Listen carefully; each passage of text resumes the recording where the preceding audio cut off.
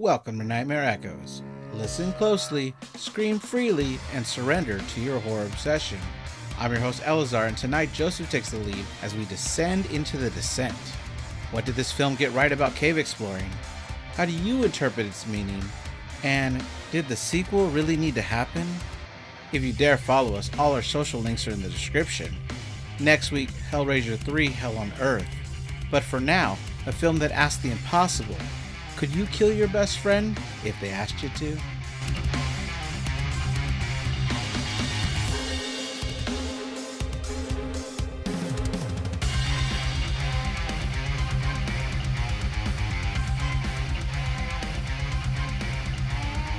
Hello, everybody. Welcome back to Nightmare Echoes. I'm your host, Eleazar. I'm joined again by co-host Joseph.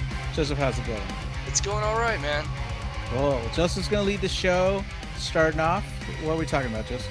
Well, let me ask you, have you ever been in a cave yourself? So we have Natural Bridge Caverns, not too far from here. I definitely Yeah. went there maybe 2 or 3 times as a kid. There's definitely some scary parts. There's definitely some holes. They're like, hey, don't go down there. We don't want to have to get you back out. And I was assuming they wouldn't take us to areas where you get lost forever, but you can't see what's in that hole. It's freaking dark. So I was never that crazy idiot that was like, oh, I'm going anyway. You know? Okay. Yeah. I don't care what that sign says. I'm breaking going over there. I don't care if it's unsafe for me. Okay. Yeah, I've been inner space caverns, also nearby my former residence, and actually recently I went to the national park, Carlsbad Caverns, over there near El Paso, New Mexico, far on the west side of Texas, which is a pretty big cavern system as well. But all this to go into the movie we were talking about, The Descent from 2005.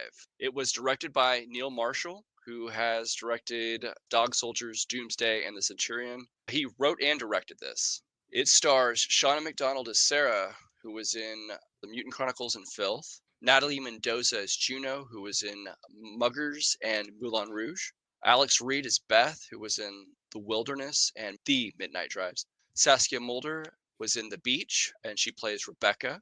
Burring Sam, who was in the Twilight Saga, Official Secrets, and Nora Jane Noon as Holly, who was in The Magdalene Sisters and Brooklyn. The movie was filmed on a budget of 3.5 million pounds, or roughly 4.4 million US, and it made a box office total of 57.1 million, so it did all right. The predominant part of the movie is set in the Appalachian Mountains, which is among the oldest mountain ranges in the world. All right. Well, the movie starts off with 3 of the women whitewater rafting. That's Sarah, Beth, and Juno.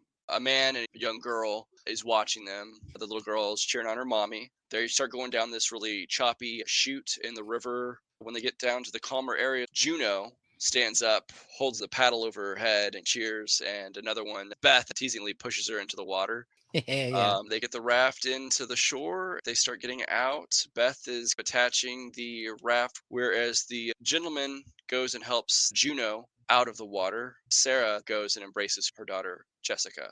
Beth looks back, and the husband, Paul, is taking off Juno's helmet. You don't hear any dialogue there, but they're talking, making sure she's okay. Then he abruptly says to Jessica, let's go, it's freezing. At which point Sarah says that she needs to help them with the raft, but Beth says, oh no, it's okay, you gotta go ahead, we'll see you back at the hotel. Then Paul helps Sarah up a small ledge from the shore of the river and gives her a small kiss, and they get back into the car. This scene definitely sets them up as adventurous, outdoorsy. I've never done whitewater rafting, but it seems a little bit on the extreme side. Anything you have to wear a helmet on and you might hit your head, I would call extreme myself. But yeah, they are in a minivan driving back to a hotel, and they're in the UK because Paul's driving on the wrong side of the car. I don't understand this still. I'm kidding, UK listener, or anybody that drives on that side. It's probably the right way. Yep. Yeah.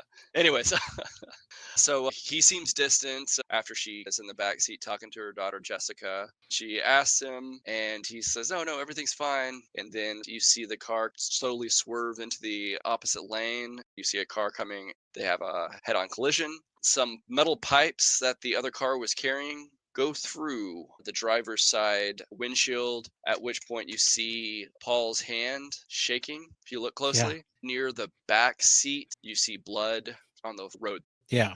So the minivan was a 1997 Ford Galaxy and it ran into a 1995 Ford Escort. So I guess don't drive Ford, guys. But this similar type of death happened in Scream 3, where the police officers are driving Sydney and her roommate. They crash and metal pipes go right through one of the officers' head. It's pretty gruesome. Sure. Yeah. I think the most memorable one is definitely, I think it's Final Destination 2, where the Oh, logs yeah. come off. Yeah. Like Definitely.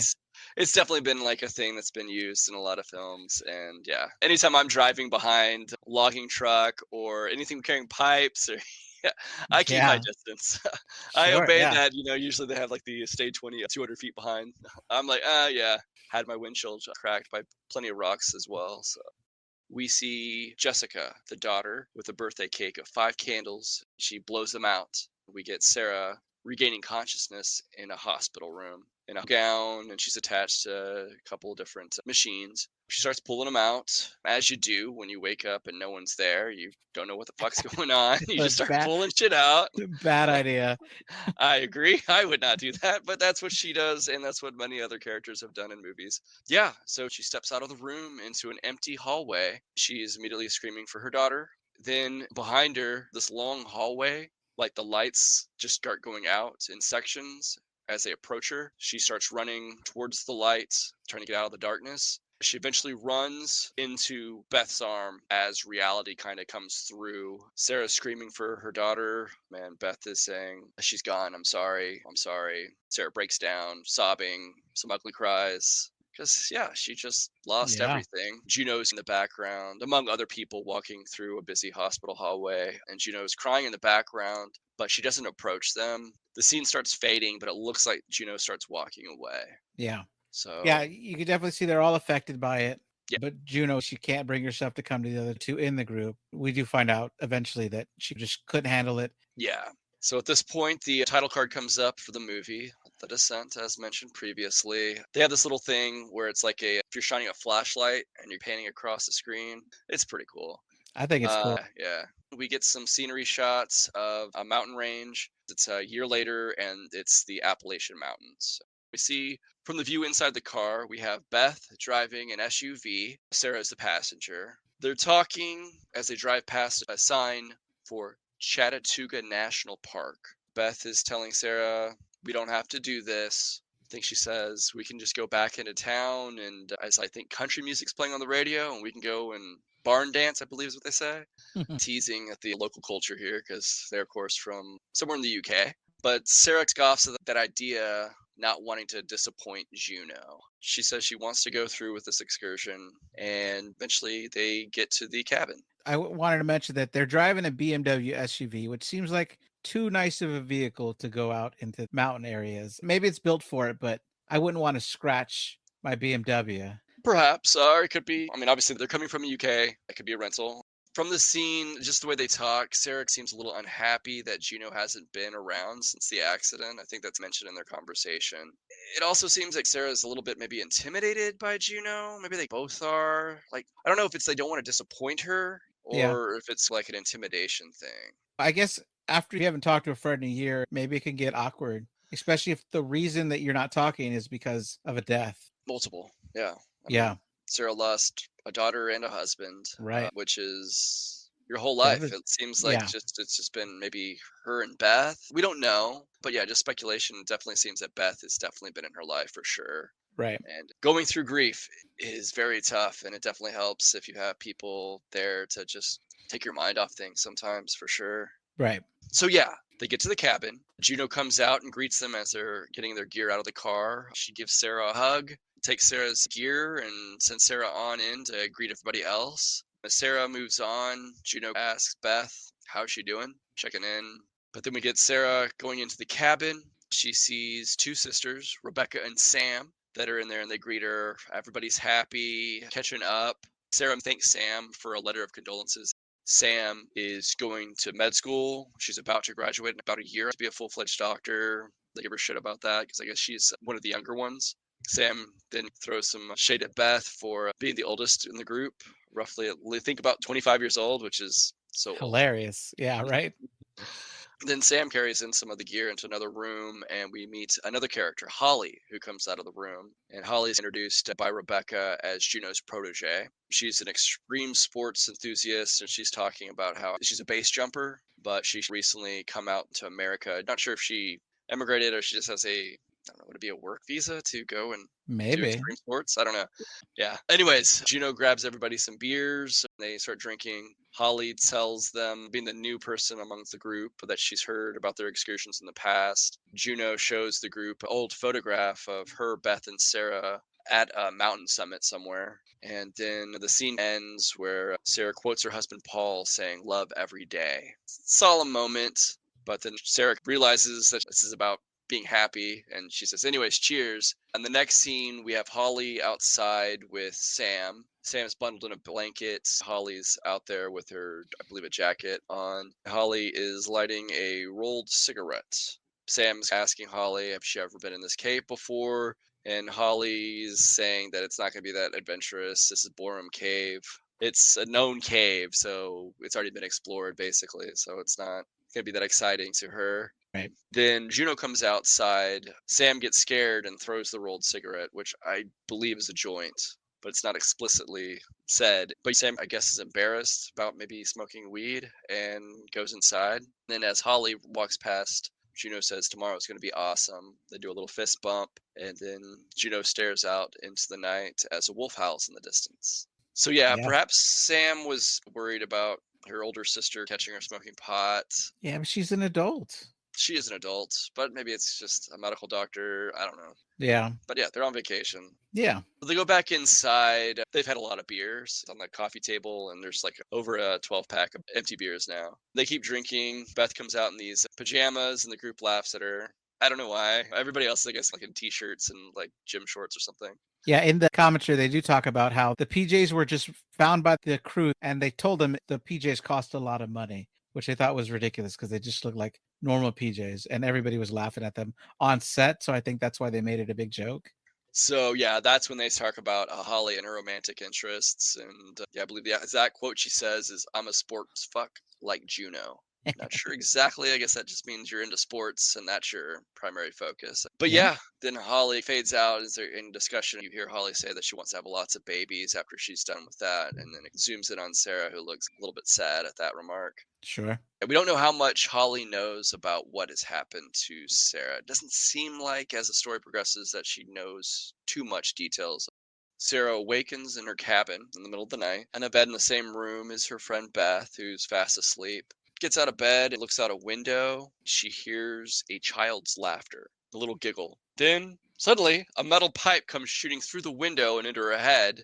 Ah, And then she wakes up from the fucking nightmare. She sits up in bed, but then lays back down to try to get some shut eye before their adventure. yeah, I like the way the film does this. And then some films do it differently where they trick you. And I don't know why this one works for me when sometimes I'll be watching a film and I'm like, I feel like it's overused, but I think it was done well here. Okay. And sometimes I feel like if it's a quick scene, I like it. Some movies will do this, like you find out that the last 30 minutes has all been a dream and it pisses me off. Like so much, Yeah. you Yeah. know? And I think 5 minutes or less is like probably the sweet spot. 10 yeah, maybe, but you better be doing something really cool with that dream sequence. yeah, I know. It's like Yeah. yeah. And then I know the most infamous is Dallas season 3. A person wakes up and finds a person in the shower that had died at the beginning of the season. The very last episode of the season, you find out that all the events of the season were a dream and that they're resetting it. And I'm like, you got to be kidding me. That's the worst in history. Yeah. Yeah. That would be pretty bad. So clearly, we're setting up that Sarah is not in the right headspace. She's having nightmares, which clearly her daughter with the giggling, I'm assuming that's what the giggling is meaning, and definitely it's still on her mind. Sure. Grief is its own process for everybody, so it Yeah. takes some people a lot longer. It just really depends on all the circumstances of how the loss happened, I think. I'm no expert. I've only experienced it myself, so I know my personal experience, but yeah. Also, it hints, I think, when she's looking outside in this dream sequence, Yeah. you hear a hawk screech in the background. Okay. Hawks are diurnal hunters. They don't hunt at night. Those are owls. So, and owls aren't known for making a lot of noise and like, hey, everybody, I'm out here hunting you, rodents on the ground. So I think that's a little like nod that, hey, this is not quite reality. You have to be Sherlock Holmes to detect that, though. In the moment. Well, sure. I noticed it because I'm an outdoorsy guy and I'm like, Okay, great. hey, hey. And also earlier, just another thing. I don't believe, well, you don't know exactly where they are. I don't think they're, at least when this film was made, I don't believe there's any wolves in this area of the Appalachian Mountains. Okay. So you hear a wolf howl. Maybe it was a coyote, but it certainly sounded like a wolf howl to me. Right. So, anyways, so next scene, Juno is out running for a morning jog. Don't know who had the most beers there, but Yeah. she's out there. Must be amazing metabolism getting through all that alcohol, or maybe she only had a couple and was just feeding the alcohol to her friends. I don't know, but The yeah, running can help you burn it. yeah, certainly. As we'll see, she's definitely limber and super fit. So first, she goes on, knocks on the cabin where Rebecca is staying. She clearly hungover, opening the door with sunglasses on, telling her 5 minutes. We cut to Rebecca getting into a shower. She doesn't even warm up the water, but maybe that's method to her madness, and she wanted that cold spray of shower to really wake her ass up. Maybe But she yeah, didn't she gets know. maybe she didn't know. I don't know. I mean, she was that hungover. Who knows? But she soon finds out as she steps in the shower and she screams. That cuts to a scene of Beth brushing her teeth, then Juno knocking on another door where Holly and Sam are staying. She does this really impressive stretch where she's standing on one leg and she basically puts her other legs and her foot above her head. Right. They So uh, she's they flexible. they joke in the commentary that she used a fake leg, but and it is a zoomed in shot, so it's like above the waist, so it could have been. I don't know if it was or not, if the You actress could really do it. you see a scene, I believe, where she's standing with her leg. I don't know. I don't know. Maybe. Maybe Maybe they're that's just what I wanted to see. taking I on don't the know. actress. Yeah, I don't know. It can't tell because they were joking a lot during the commentary, and they had a lot of inappropriate jokes, which I enjoyed so much, Yeah, which is yeah, yeah, great. yeah. But they said in the original script they wanted Holly to then do a more impressive stretch, but then they realized there's not a more impressive stretch. like Yeah, so instead, Holly, as she tries to mock Juno, she tries to do the stretch, but she falls over. yeah, it's so funny. Yeah. And then we get Juno leaving, and we cut to Sarah, and she's taking some prescription medication. Then we get the group assembled. Juno and Beth are debating on who's going to drive. They do rock, paper, scissors. Juno loses and immediately says 2 out of 3, at which point Right. Sarah comes up behind Juno, takes the keys, and says, I'll drive. Holly's getting camera set up, and they do a group photo. Holly runs back up to the deck, and it's a group of 6 of them, and it fades to a black and white photo. That's a good photo. Yeah, so I'm Yeah. assuming Sarah's on antidepressant or anti-anxiety medication. Something. Yeah. Yeah. They also did mention that the actress that plays Juno actually couldn't drive, which they found out while filming. So they needed to find a way for someone else to drive, which Okay. I think plays out really well. And it gets to her Also, character too, because she's like, I want to be in charge, I want to be the leader, and I yeah, want to drive, and oh, but yeah, yeah. yeah. Then we cut some scenes again, bird's eye view, following them driving on the trail. Sarah's in the lead vehicle, and she's definitely going at excessive speeds. Should note too, this is the first time I noticed the music. I don't know if there was, I think there was maybe some music when they were whitewater rafting, but this one, it comes in with this creepy droning tones, almost like screeching metal Okay. or distorted horns. But so she's driving pretty fast. Beth is trying to get her to slow down, whereas almost like the little angel and the devil on her shoulder, and Juno is the devil saying, Go faster. Yeah, this is fun.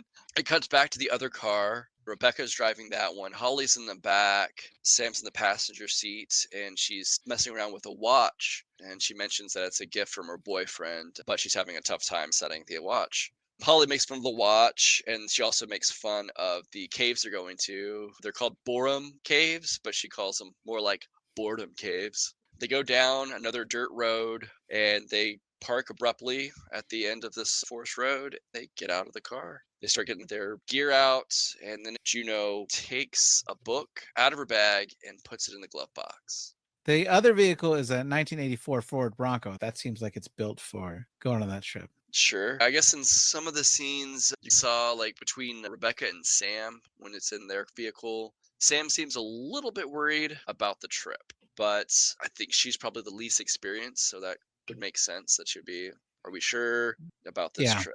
So they're hiking to the cave. Juno leads the way. As they go, Rebecca tells the group that Juno came up last week to check out the route and everything. And she's going to go over these little rules and things that they could experience. Rule number 1 is know where you're going. Number 2, don't wander off, which is always, if you're out in the wilderness, away from Sure. civilization, stay close with your people and have a map, or at least if you've been there before. Right. But as they keep going, they're hiking along a river. Rebecca tells them all possible issues they could face while spelunking: dehydration, disorientation, claustrophobia, panic attacks, paranoia, hallucinations, visual and aural deterioration. They eventually come across an elk carcass. Holly has a camera and she's starting to take pictures before they move on. And then they finally get to the cave entrance, which is a hole in the ground. She didn't mention death, so I think everything's going to be fine. Yeah, I mean, that's like, yeah, I don't know. I guess Rebecca doesn't seem as that person, as we'll see in a scene here. She definitely doesn't want to scare Sam, so I don't think you would say Sure. death is a possibility. Right. Oh, great! I'm gonna leave. Right. So yeah, clearly this shows again they're not noobs. They're not just like picking up this stuff willy nilly. On top of that, the gear for all this stuff is hella expensive that they'll be Sure. using. So yeah, you don't just pick this up and go off on an excursion. So clearly they must have some decent jobs or they come from money. I don't know. Yeah.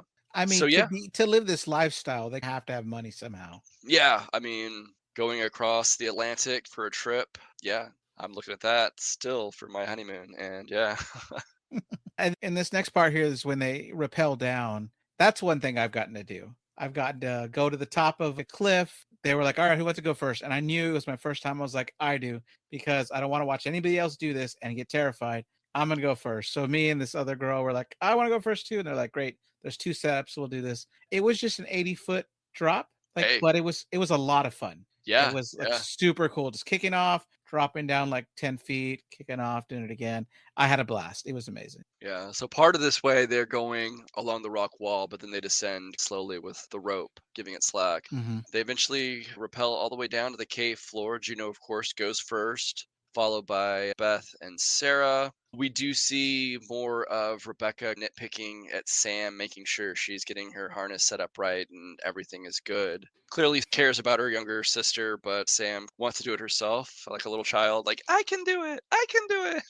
So she does that. Then Holly comes down and upsets Juno because she goes fast and furious down this rope, Yeah. almost on top of Beth and Sarah. So Juno scolds her. And then finally, Rebecca and Sam come down last. The cave floor, you have some sunlight coming in from the cave opening at the top, basically where the ceiling would be. You see some ferns, vegetation grow, old dead wood, leaves. Sarah notices what appear to be like 4 little red gouges or something in the wall. And then she's walking around, goes by this small, narrow crevice or recess in the rock, and out comes, it startles me the first time I saw it, a huge swarm of bats. They fly up out of the cavern, spiraling up out of the cave. As they Right. do, Holly's like, guest talk, counting like, oh, what's the guy from Sesame Street? The Count? Yeah, the Count. Is he just called the Count? I was going to call him the Count Chocula, but I was like, no, that's the fucking cereal. Okay, yeah. And he's like, 1 bat, 2 bat, But that happens, and then Sam asks, where do we go from here? And Juno points to the small hole that they have to fit through to get to the next chamber. So yeah, as Beth descends here, she does seem to be a little scared, while Sarah is coming into her element. She doesn't seem worried. It's interesting, the little subtle details.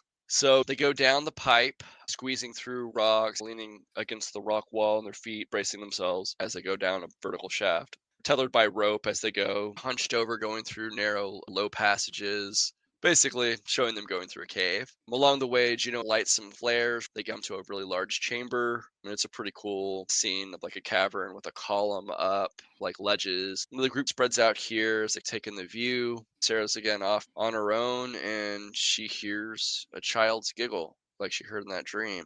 Yeah. She walks a little further down into a tunnel where she thinks she might have heard the giggle come from, but she doesn't see anything of note. She then heads back to her companions when, little jump scare, Juno jumps down into the little area where Sarah is and startles her, and they break for a meal. Sarah doesn't seem very hungry, And Juno takes this moment to say a little apology about leaving so abruptly after Paul and Jessica's death. She says, if you need anything, I'm here now. And she's glad she's doing better. Yeah. But it's interesting because like Sarah either doesn't want to talk about it now. I would say that that'd be something you'd want to talk kind of one-on-one, not Yeah. like with an audience of 4 other people. Right. But she gets up and starts looking around for the next passage. So yeah. Yeah, I like that horror movies can make something so innocent, like a child's giggle, into a horrific thing. Like, oh, this isn't good.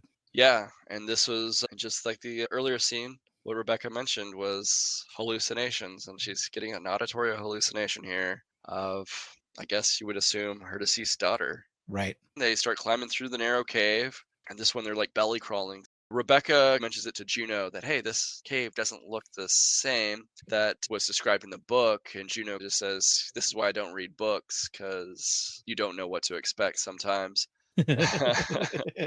So yeah, they go down into like a sump and then they crawl back up out of this like low water area.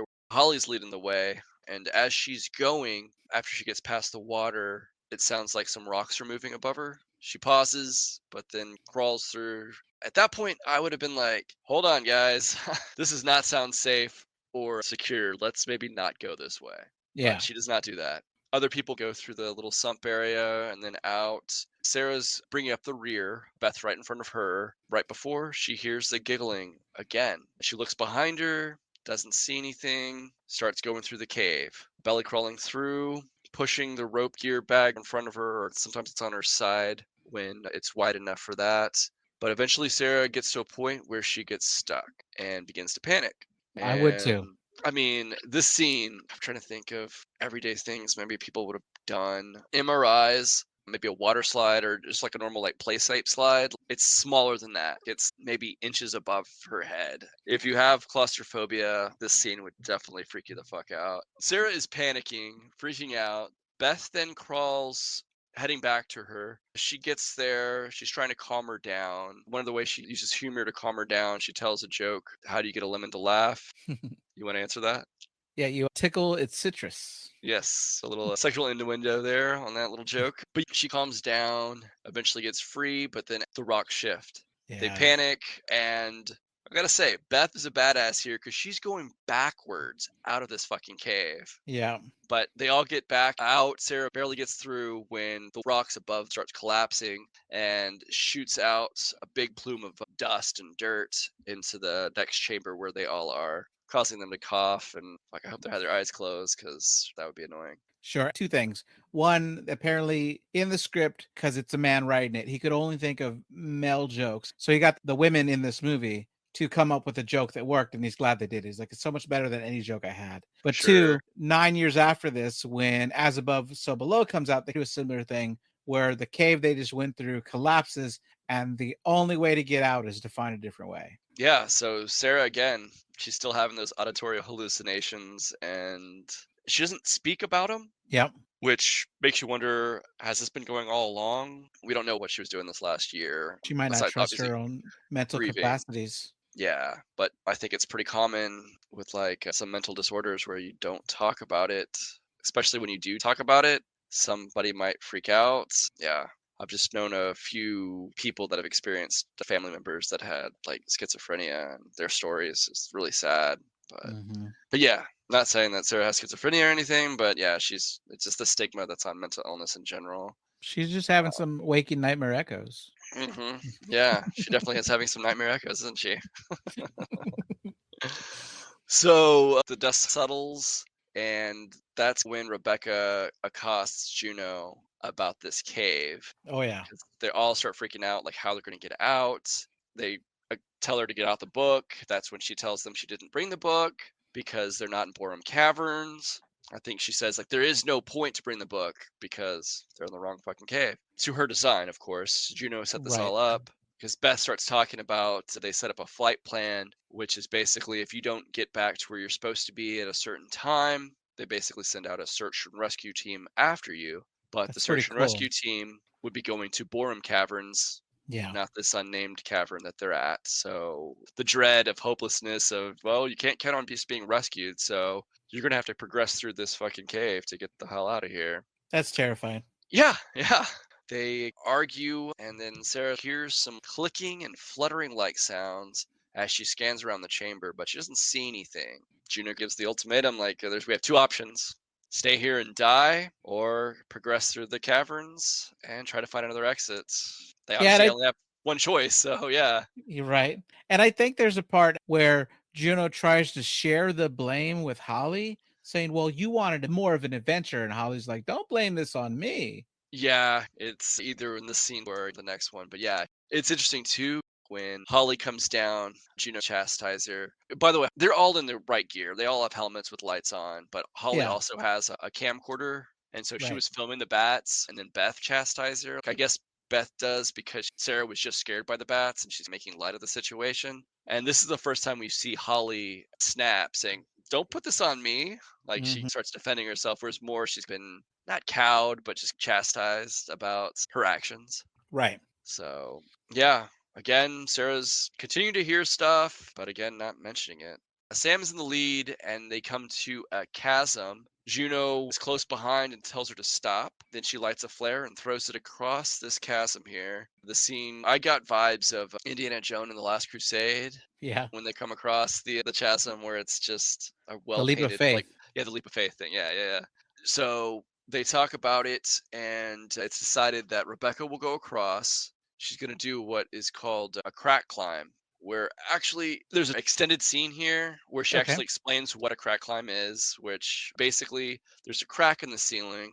You're putting your hand up into the crack and then making a fist. So now your hand can't come through the crack because it's Right. too wide. And then you can go, and what she's going to do is she grabs these things called cams, which are narrow and they can put into a crack, and then they widen up and then attach a carabiner to them and then slide the rope. So basically, it's a pretty badass scene where she's crack climbing, setting up the rope for everybody else as she gets across. But as she's going, about to set up the last cam, there's actually an old iron baton already up there. So she Easy. pauses there. I should say also, Juno's in the background, like, "Come on, Rebecca, come on." I'm like, "Easy, let her concentrate, man." But with that pause, she says, "Everything okay? Everything okay?" And she's kind of, it's all right. She doesn't say that she sees anything, but she's in the moment of hanging above a fucking chasm, so don't blame her. But she gets across. They throw a rope across, tie both ends, and all the other climbers are going to go across on their harness, attached to that rope, and slide across the easy way. Yeah. So easy. Yeah, yeah. I mean, still, it's scary. But they do. They get all the way across. Then Juno's going to be the last person. But she says, "No, we need all the gear we have because the bag that Sarah had got lost in the cave collapse. So this is all the gear they have, which is equally scary." So Juno, I don't know if it's also the competitive nature that I get from her, but she wants to She's a also, badass. yeah, she's also a badass, and she's crack climbing across as well, grabbing the cams as she goes. Eventually, she gets the last cam, but then the piton comes down and she falls. Rebecca's lead on the rope and gets this really, really bad rope burn. Even though she has gloved hands, like just cuts through that glove. But Juno falls and then slams against the rock wall, but they get her up there. Sam, who again is med school, looks at her hands. They bandage Rebecca's hand up and they discuss that, hey, there's this baton here. Somebody else must have been here before. I believe Juno counters it by saying, well, if someone's been down here, then maybe they got out. But then she says, if someone got out, they would have named this cave already.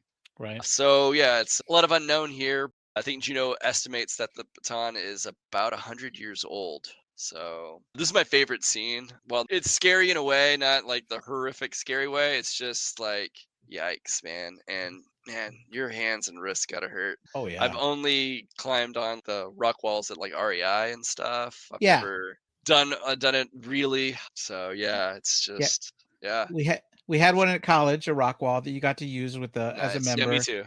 The next scene, Holly's taking a lead here. She yells back and she says she sees something. Beth is the next one in the cavern, and they convince Juno to light a flare to light up this thing. And Juno's a little hesitant, saying, "We don't have unlimited supply of these things, guys." But they do it, and it reveals a cave painting with some woolly rhinos and other animals.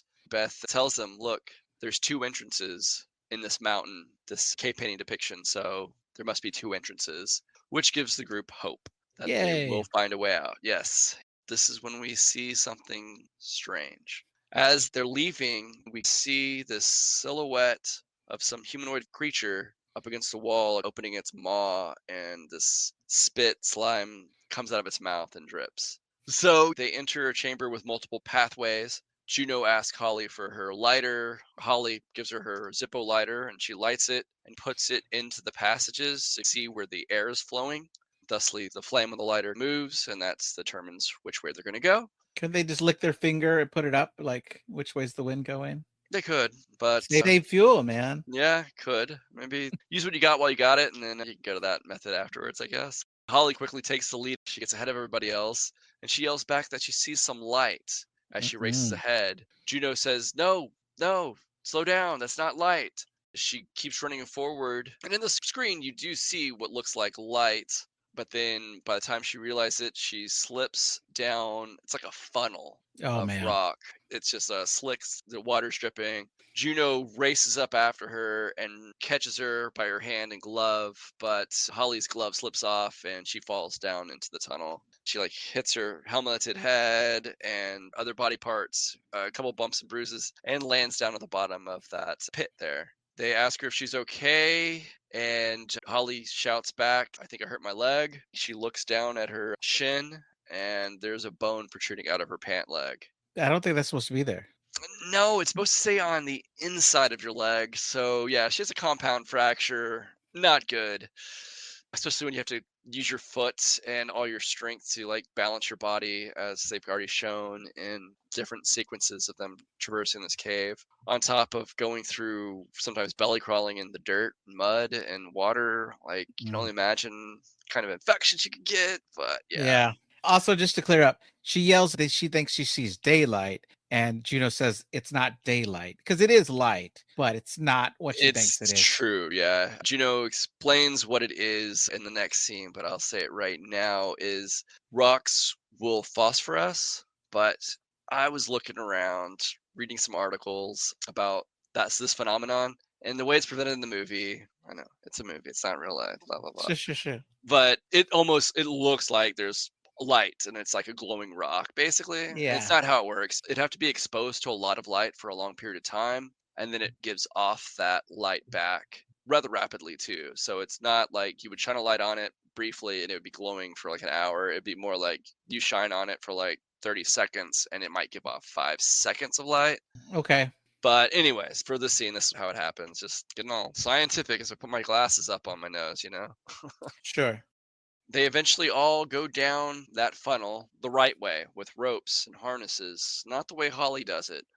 Uh, they get down there. Holly's in a pool of water, raising her leg out of it wisely. Of course, Sam gets her out of the water. They explain the situation. They're going to have to set the bone back, make a splint out of first aid gear and a pickaxe handle. They give her some thick fabric to bite on as all the other women hold her down as they set the leg.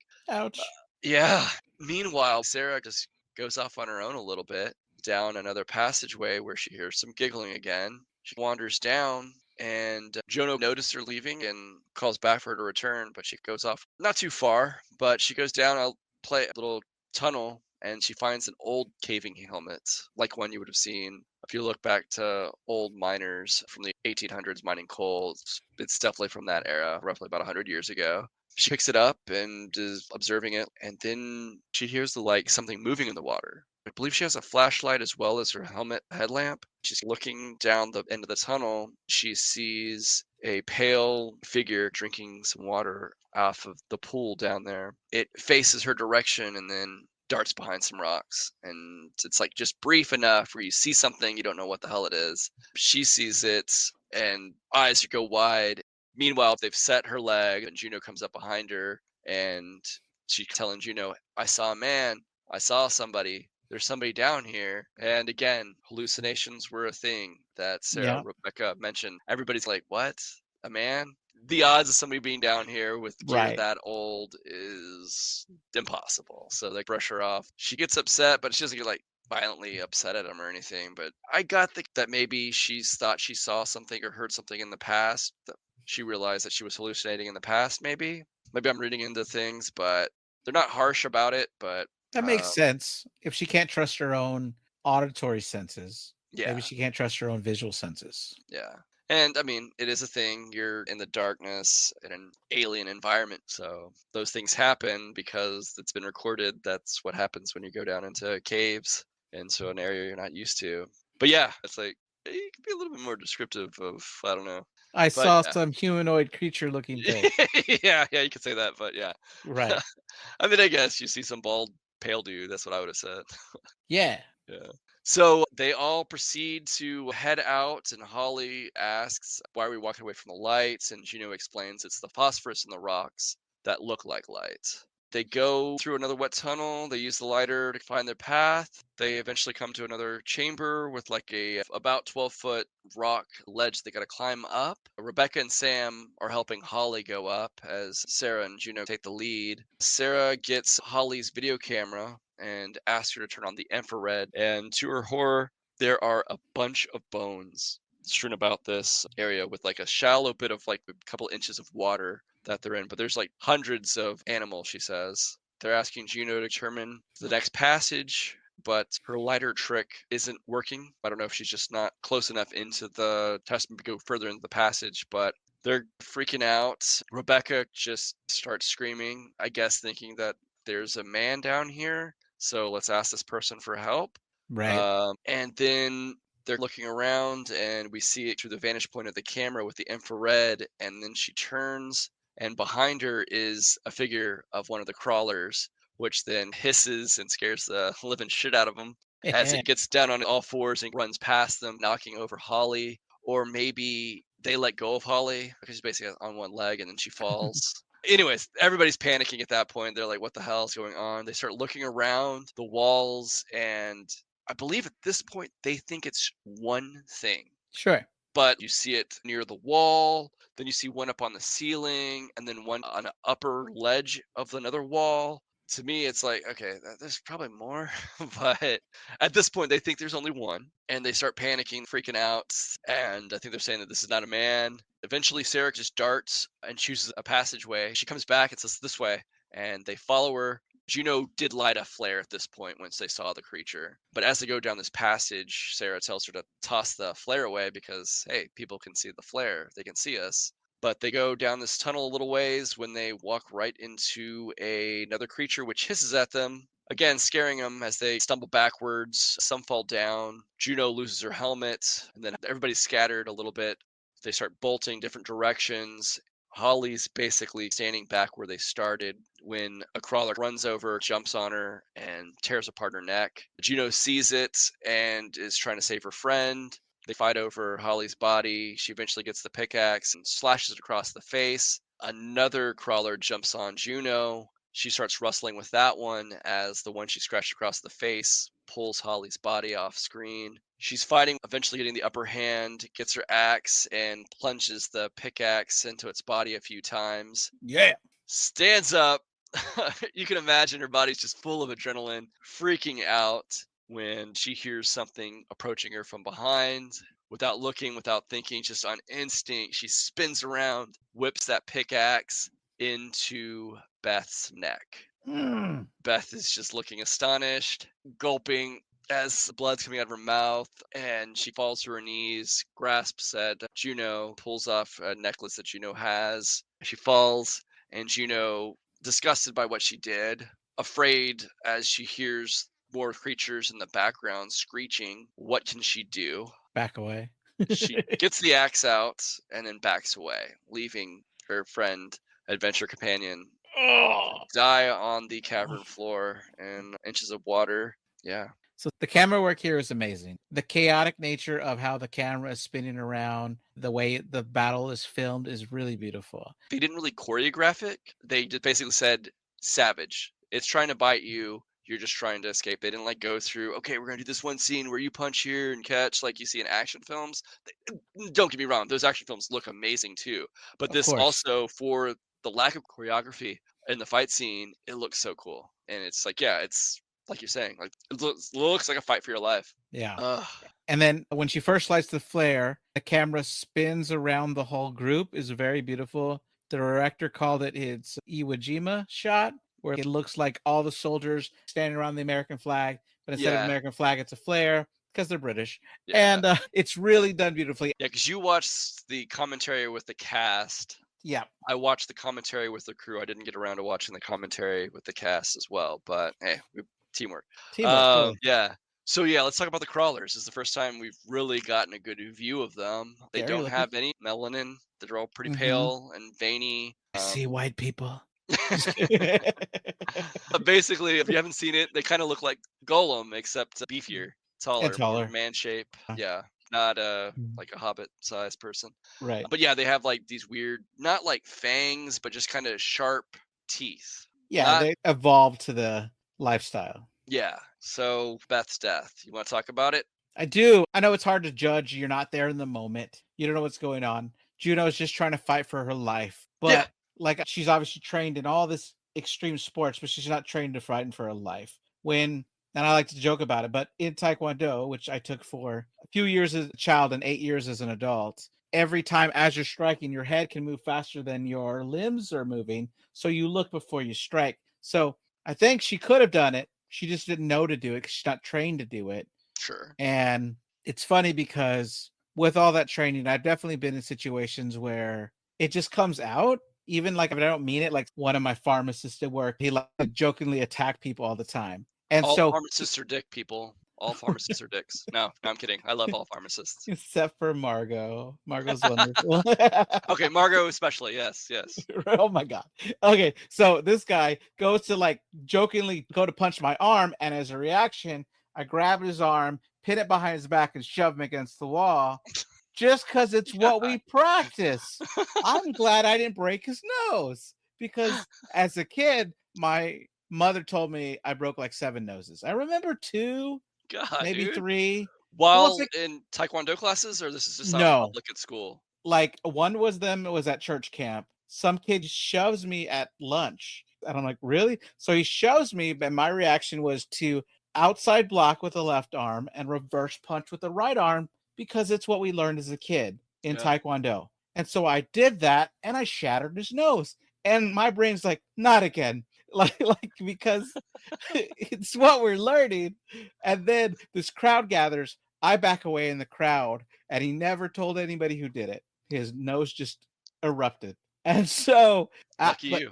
right, I didn't mean to, but I was defending myself. But I get it. It's hard to judge in the moment. Juno was on adrenaline. She's fighting for her life. She thought some creature was coming up to her. It just sucks that she didn't tell anybody. And not to victim blame, but why didn't Beth say like, Coming up holy behind shit, you. this is fucking insane? What the fuck is happening? Screaming? I don't know. Mhm. Alerting people of your presence. Anyways, I'm not. It's sad. She dies. Yeah. But man, I don't know. I'm just a wisecracking motherfucker, so I would have been like, "Wow, good job," you know, it's just something, as I walk up. That would have been crazier if Yeah. she had been like, "What was that?" and then she gets killed. Oh yeah, then all blame on Juno for sure. Oh, Like, like, yeah, oh yeah, shit, maybe yeah, they could talk. I didn't know. yeah, yeah. Oh, it's hard.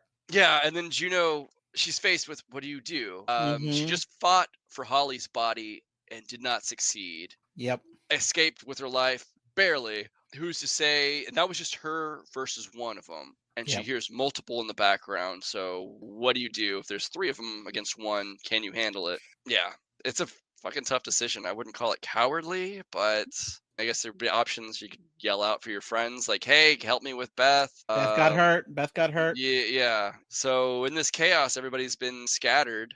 But I will notice there's a little, I don't know, goof here. When they're leaving the place where Holly broke her leg, Mm-hmm. they brush past what are called soda straws. It's basically the early formations of a stalactite, and it's basically made out of calcium deposits, brittle and hard.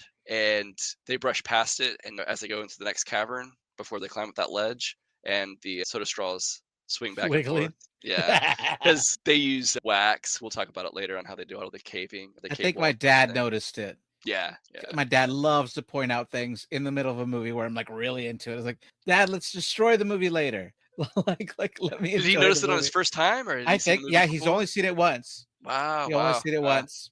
I did not. I've seen this movie a bunch of times, and I only noticed it like these recent rewatches. So yeah, My dad's good at that kind of thing. Nice, nice. So clearly Juno's in shock, probably upset at herself. So many emotions and thoughts could possibly be going through her head at this point. Sure. Another thing that happened, the Yeah. fight scene I went over, you do get a sequence where Sarah starts running. Beth is following her. She falls into a pool because it's not like they're running on sidewalks in this cave system. And then you see Sarah fall as well, hits her head. And I believe it shows you that she is unconscious. Next scene, we see Rebecca and Sam, the sisters. They're walking in this wet passage. They're unsure of where their friends are. Rebecca removes her helmet for some reason. I don't That's know crazy. why. Yeah, because Juno lost hers in this fight a moment ago, Yep. and Holly took hers off after the fall, and Beth, while she was helping Holly, removed hers there. So Beth didn't have a helmet at this point. So the only people that have helmets are Sam and Sarah. You already saw a cave in collapse. I would be putting that helmet on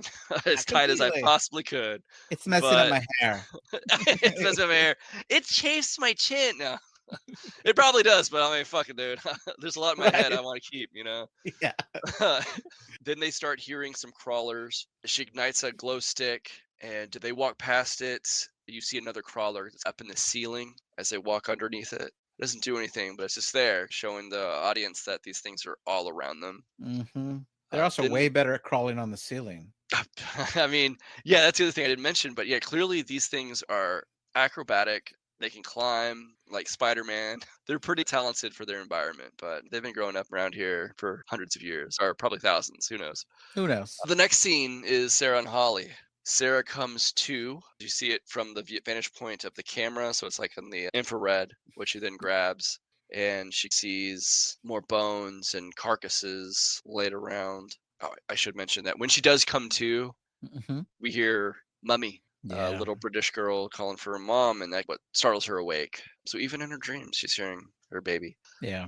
She's looking around at the chamber. Then Holly's body is thrown from somewhere above her. Then some more screeches and squeals. A bunch of crawlers come, and it's dinner time, I guess. They start feasting on Holly's body. Sarah closes her eyes. She has the camera viewing the horrific scene. As you can imagine, there's a bunch of rot here and how that would smell. Thank Oh God there's the yeah. smell of vision.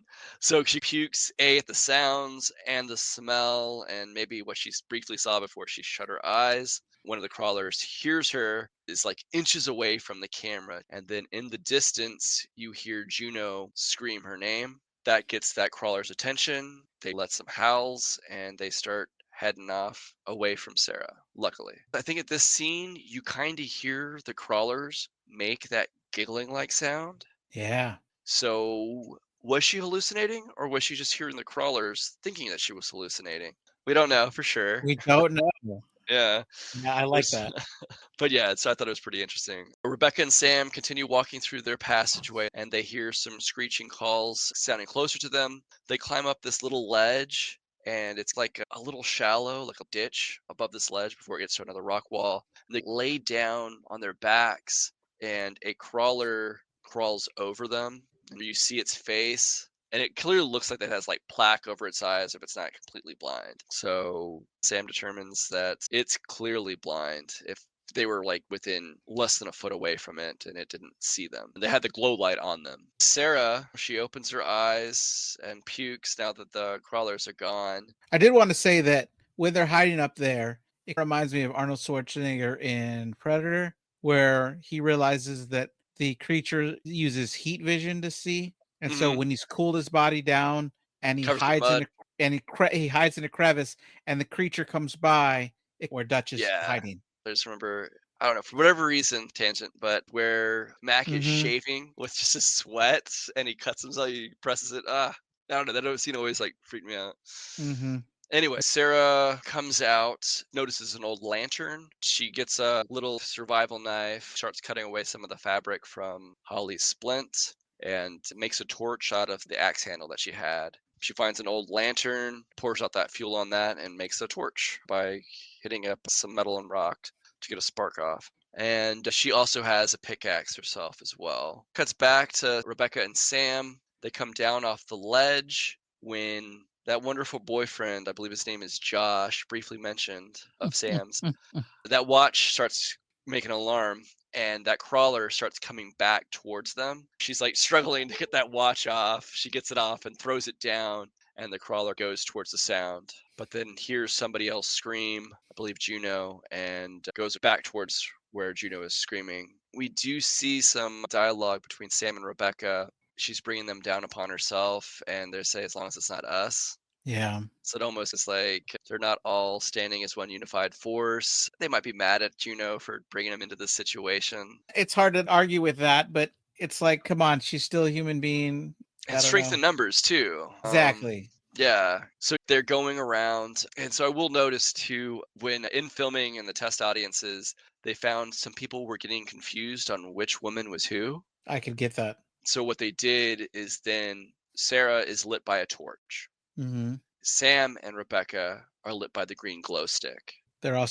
Sam's also really pretty, so it's the easiest one to keep follow. Just kidding. Yeah. Just kidding. I know that is not what they were going for. Like, I think he got a message from on high that, hey, we need to have them in like a hot tub scene towards the beginning.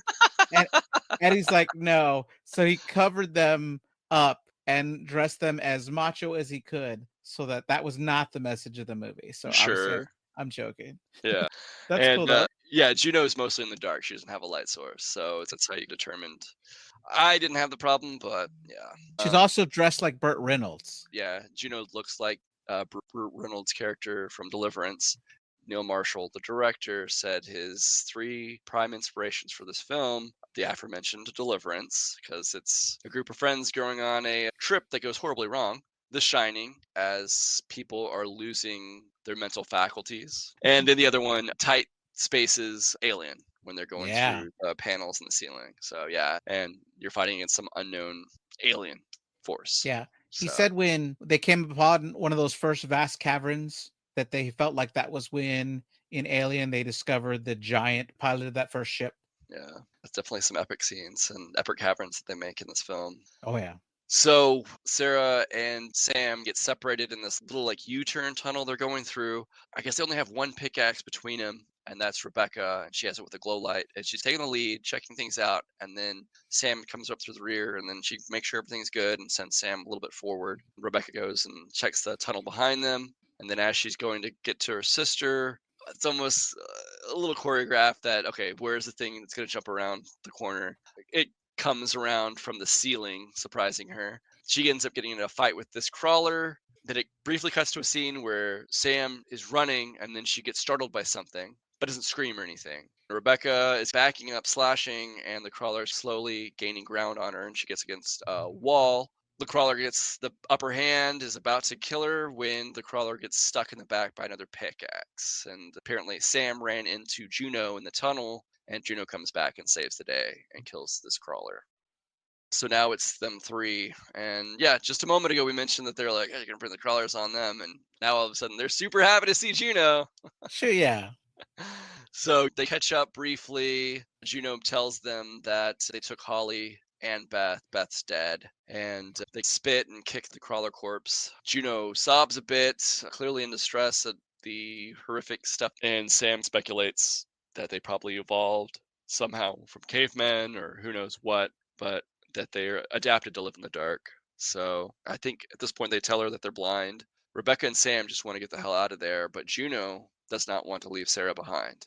No, And yeah, she wants to save her friend. yes. So I think a lot of people don't like Juno, but people have flaws and she wants to save her friend.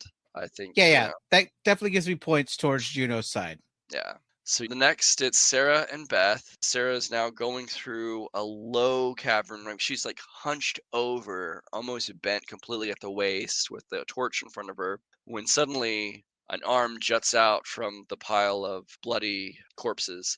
And she goes over, and it's Beth. Beth talks to her a little bit, almost airy. We don't know exactly where the thing cut. Obviously, it didn't hit her carotid or her jugular, so she's enough to where this pickaxe went through her neck in such a way where it didn't outright hit a major artery. She still seems to be dying. She is dying. Yeah. You don't know exactly how long it's been. The movie's cutting scene to scene, right? But Right. yeah. She's at death's door, probably. But she's talking a little bit, breathy, gasping, bubbly, bloody breaths. She gives Sarah the necklace she got from Juno, and she tells Sarah that Juno did this. obviously not going into detail about, hey, I walked behind her after a fight and I should have announced myself, but this happened. But Yeah. anyways, Beth adds when she hands the necklace over to her, she says, it's from Paul, her husband. Sarah looks at it and her torchlight rubs some blood off of it and it says, love each day, which, if you recall, back at the cabin, she says that that was a quote that her husband always said. So, insinuation is this is a gift from Paul to Juno. You don't buy people things at Christmas, Yeah, I don't know. She wore it so blatantly. It's not like she was hiding it at all. It's just there on her neck. And at any Yeah, point, Sarah could have seen it. and we don't know. I did not go through the opening scenes where they're whitewater rafting. Was she wearing it then or at the hospital? Didn't look at that. You can tell us on social media that we didn't do a good enough job. I'm sorry, people. But still So, yeah, 5-star review. yes, 5-star reviews everywhere. So yeah, Beth is saying sorry. This is how she has to learn about her husband's infidelity, apparently. You start hearing screeches from the crawlers in the background. Beth has already come to the conclusion that she's not getting out of this alive, and she wants her friend to do one last thing for her to end her life mercifully. Sarah, of course, I think everybody's reaction, you don't want to kill your best friend. No. But The only one that stuck around with you after your husband and daughter were killed. You got to kill her now? That sucks. yeah, yeah. So I think Beth pleads with her again, and Sarah's, fuck it, yeah, I wouldn't want to be eaten alive. So yeah, she gets a big rock that she grabs with two hands, holds it over her head, and crushes in Beth's skull. To all the listeners, he just acted this out. I'm glad he did not smash his computer. I did not. I did have the rock in my hands, and I did it with a gleeful smile on my face too. I'm a morbid asshole. No. Yeah, so it's just, yeah. Before she did that too, she put her hands over Beth's face to close her eyes. I wouldn't want to see it. I've already been closing my eyes. Like, I guess you could either kill her with a pickaxe. I don't know. What would be the best merciful death? So this happens. She starts hearing the screeches. She's saddened by what she'd just done, and as well by the passing of her friend, when a baby crawler takes it upon itself to jump on Sarah's back, trying to bite at her neck. Rude. Sarah just reaches to try to get it off of her, but then just decides, oh wait, this ceiling's really low. So she just starts ramming her back up against the ceiling and eventually comes off. And then she quickly takes her heel of her boot to the crawler's face and skull and crushes it to death. Shortly thereafter, Mama Crawler starts crawling towards her, mewing out these sad little like calls to its little baby crawler. Yeah. And it gets to the point where it finds its baby crawler, and Sarah's standing motionless. The crawler realizes that its baby crawler is dead and immediately lashes out, knowing that something just killed her baby. Obviously, these things are blind, so it can't see. Sarah then runs for it, and so clearly the crawler hears her running, so it gives chase. So it's a fucking doozy here. What just happened? I know we already talked about it. Merciful death is, if we were in the situation, we happen to go caving together, and I needed you to kill me, would you do it? I don't know. It's hard to know without being in the moment. I have no reason to want to kill you. I like Thanks. how David in Flatliners puts it. Hey, there's some people I'd want to kill, but you are not one of them. It's Uh, true. It's true. right. But I don't know. It'd be in the moments. Obviously, I've never killed anyone. I don't know what that feels like. I can't imagine being excited about it. Like, it sounds like a horrible thing. I'd rather want to figure out how to fight to keep you alive. And if you're suffering, that sucks because I don't want to kill you. Yeah, yeah. I guess it's like what, the third movie where people have had to kill their friends? Oh, I don't know. I haven't kept track. Flatliners. 28 Days Later. Yeah. Again, yeah, they kill each other. Ouch. I mean, you get bit. Yeah. So, okay. Victim blaming again. I know, I'm a horrible person. I'm a horrible person. I'm playing. So, yeah, it's hard. Sarah's now taking in what she just had to do with Beth. On top of that, learning that maybe Juno and her husband had some sort of relationship. It'd be weird for your husband to give. Obviously, we don't know the background. We don't know if maybe the husband went on these trips with them. We're not led to believe that. We don't know Right. how long they've been married. But yeah, it would be weird to find that your significant other gave your friend a gift and maybe a quote that they only used with you. Sure. So yeah, at the very least, taking the specialness of the quotes in the moment maybe they shared with that quote away. Yeah, I mean, I think for the majority of people I've read, like their opinions online, believe that they had an affair, even though Mhm. they don't explicitly say it. And I mean, they clearly have enough time. We'll get to it later in this movie, but they clearly have a long, drawn out, dramatic scene where Juno and Sarah talk about it, talk about their differences, and they hug it out, basically. Well, they would have, but they got to remain quiet because the monsters will hear them if they did this. Okay, okay. It's why So, everybody should learn sign language now.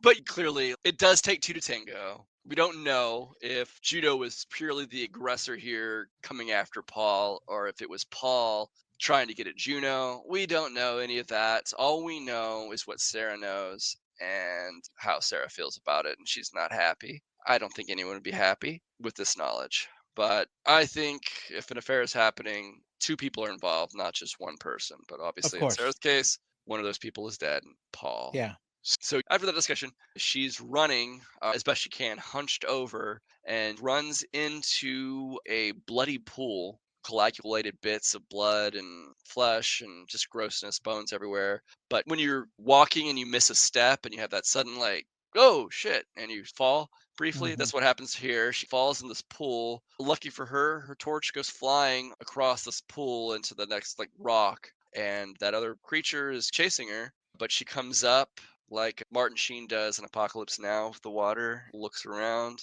Except she's covered in blood at the scene, so it's a Yeah. little bit more, definitely more horrific. But she starts getting out, and the mama crawler is right behind her and jumps on her back. They have a fight. She's throwing some punches, knocks it out. She tries to get back out. It's not knocked out. Comes back at her. She eventually grabs a piece of like antler and plunges it into the female crawler's eye, killing it, and it floats into the pool. She gets out, pulls her body out, tries to grab the torch when she hears a crawler, and she thinks fast and plays dead. Oh, it's so good. Yeah.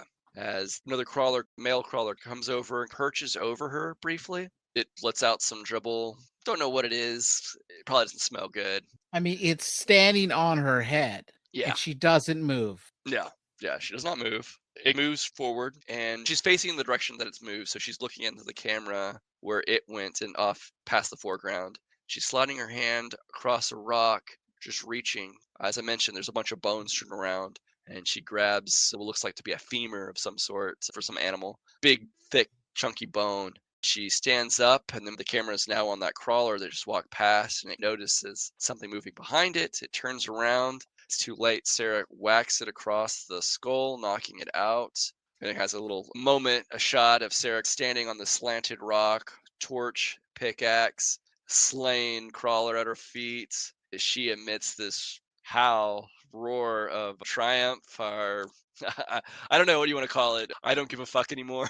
Just kind of Yeah. like, Come I'm a for me, bitches. badass. Yeah, yeah. I believe she screams no really loudly. So yeah, it's the transformation of Sarah. First, everybody's like making sure everything's okay. Are you doing okay? She's going through the grieving process. She's been doing that for a year. We saw her panicking when she got stuck in the tunnel, and here she is. So much is happening to her, and now she is just this primal form, and she's ready to kill some more crawlers, I think. Yeah. So the next scene cuts back, and it's interesting. You don't know what they're hearing, if they're hearing Sarah or if they're hearing crawlers. They just hear screaming. So you could interpret it multiple ways, and they think that it might be Sarah, and so they head towards that direction. But again, Rebecca thinks they should just leave, but They think they she's think dying. they think it's yeah, they jump to that conclusion. I don't know. It's a good conclusion, I guess. Sure. But yeah, Juno calls out for Sarah, well, whereas Sam starts heading in another direction. Rebecca soon follows her. Juno wants to go in another direction, I think, but when she turns around, there's crawlers approaching them. I think it's about three or four of them. So she has no option but to follow after Sarah and Rebecca. We cut back to Sam, who's been leading the way. She gets to a different chasm, and she, probably the most inexperienced climber caver here, starts to crack climb herself, trying to go across. She gets one cam and attaches her harness, and she's hanging there when Rebecca comes over, gets to that ledge and says, "Baby, come back. Don't do this. We can cross together." And then a crawler's crawling on the ceiling towards Sam and starts slashing out Sam is reaching for a little pocket knife, survival knife thing. She gets it, and she puts it in her teeth for some reason. I'm not sure I don't get it why. either. Yeah. I did not get the scene, but as you think her is going to be slashing back, but she puts that and then she gets her neck slashed. Then she gets the knife out while she starts bleeding out and stabs the crawler, which then causes the crawler to lose its grip off the ceiling and plunges down below. You hear water splash, so there's water below them. Don't know how far. But then shortly thereafter, we see Sam fall backwards as clearly her jugular vein, or probably her carotid artery, is just starts oozing blood out of her neck. So obviously, Rebecca breaks down here. It's her little sister. She got to go on this trip with them. She just saw her die in front of her, and not much time. A crawler grabs Rebecca's ankles and pulls her into the tunnel. You see her grip the ground and her nails break as she's being grabbed. So, Oh. yeah, I don't like that. But then the crawler starts just eviscerating her. Juno sees this and, quick thinking, notices that she heard water down below and jumps into the pool and hope it's deep enough. And the fall's not going to be as deep to break her legs.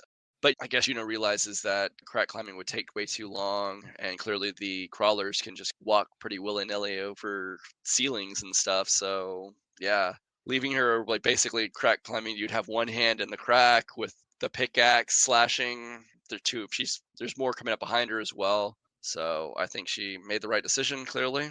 To jump, yeah. Yeah. And then also like seeing your friend being eaten alive in front of you with what happens to Rebecca, and like, maybe I break my legs and drown in this pool of water. At least I'm not eaten alive. I don't know. Tough decisions all around. Yeah, you're not lying.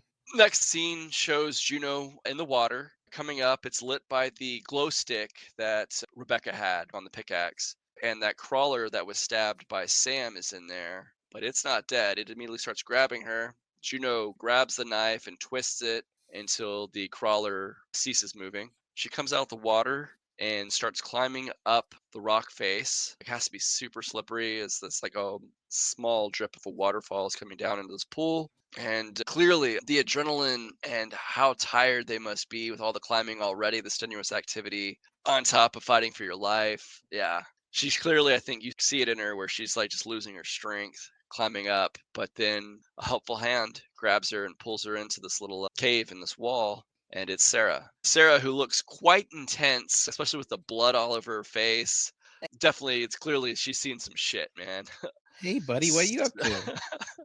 Yeah, the dialogue here, Juno stares and mutters, what happened to you? Sarah replies, Rebecca? Juno nods no as a reply. Then Sarah asks, what about Beth? Clearly knowing, Juno says, didn't make it. Sarah looks away, down, and knowing that she didn't see Beth die, knowing that her friend just lied to her face. And then she asks her, did you see her die? And Juno just nods yes.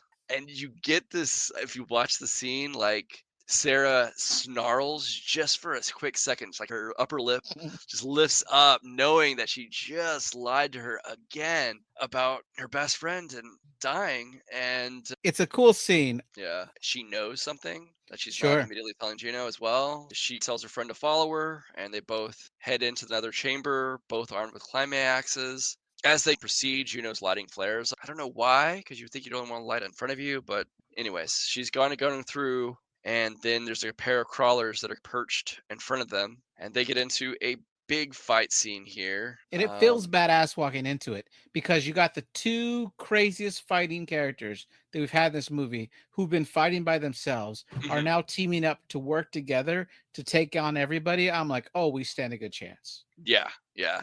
So I won't go into the explicit details, but it's a pretty good fight scene. It starts off, Juno gets attacked first, and Sarah's almost keeping the other ones at bay. She's looking at how Juno's doing, but she's not like jumping in. But eventually they start attacking her as well.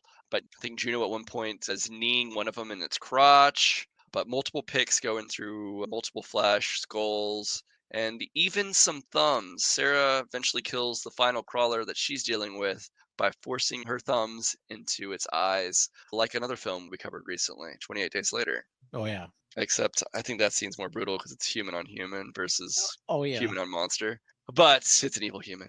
Anyways, you may have listened to that episode already, listener. So at this point, she's doing that, wipes her thumbs off, and Juno has put her pickaxe in the crawler's skull. So you can imagine that would be hard to pull out. So they stand up. Sarah races with her pickaxe in her hand and just staring at Juno. Juno's staring at her.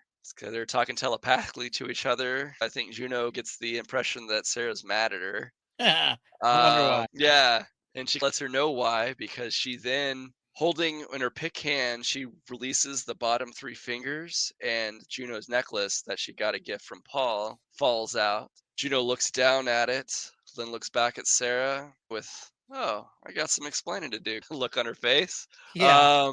And then, yeah, Sarah tightens her grip back on the axe. Then some crawlers in the background start crawling. They sound like they're getting closer. Juno quickly turns around, and at that point, we get like a camera shows the axe swinging back, and then Sarah plunges the axe into Juno's lower leg. Ouch. Juno turns back around, shock, surprise, as Sarah then grabs the torch and starts running away from the tunnel. Meanwhile, the hooting, the screeching of the crawlers starts getting closer as Juno hobbles as she turns around to face them. And I think it's something like about 10 to 12 crawlers that we see in the immediate foreground, but it seems like more coming up a dark tunnel. Clearly outnumbered with a wounded leg. How could she survive? Yeah. Sarah's running through a tunnel, and in the back, we hear Juno give out a cry. And then she keeps going, and then she loses her footing, trips, or starts sliding down this incline of a tunnel. She tries to grip, she loses the torch, but then she, obviously, having been through yet another fight, adrenaline's fading. She loses her grip and slides down.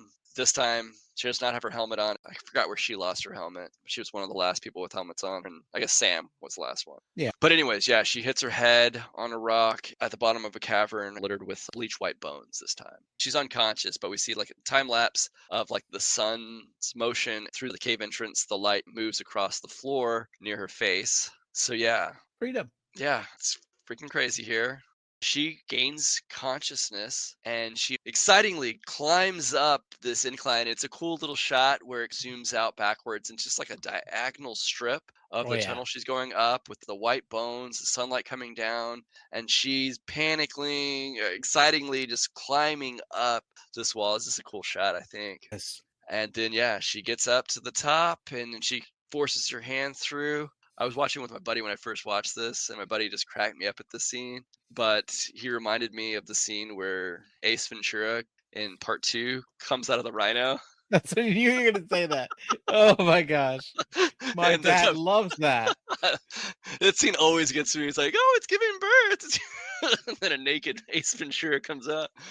Anyways, so yeah, she gets out. She is screaming, sobbing as she's running down, and it's like a montage scene of her going through the forest, but eventually coming to the road. She runs up to the car. I didn't mention this, but when they got there and parked, you see her put the keys above the sun visor. Sure. So the cars aren't locked. She gets there, gets the key. She starts the car. She's sobbing, scared as all get out of everything that she's just been through. Gets out again, driving way too fast on these roads for what I would call safe, but she's gets onto the paved road, eventually pulls over and just lets it all out. Ugly crime, big time. Her friends are dead, freaking out. On first watch, I don't think you really notice it, but it's out of focus, but something's barely moving in Yeah. the background, and it's a Mhm. semi hauling timber, blares its horn as it goes past, a little jump scare, but it Motherfucker. startles her out. Yeah. Yeah.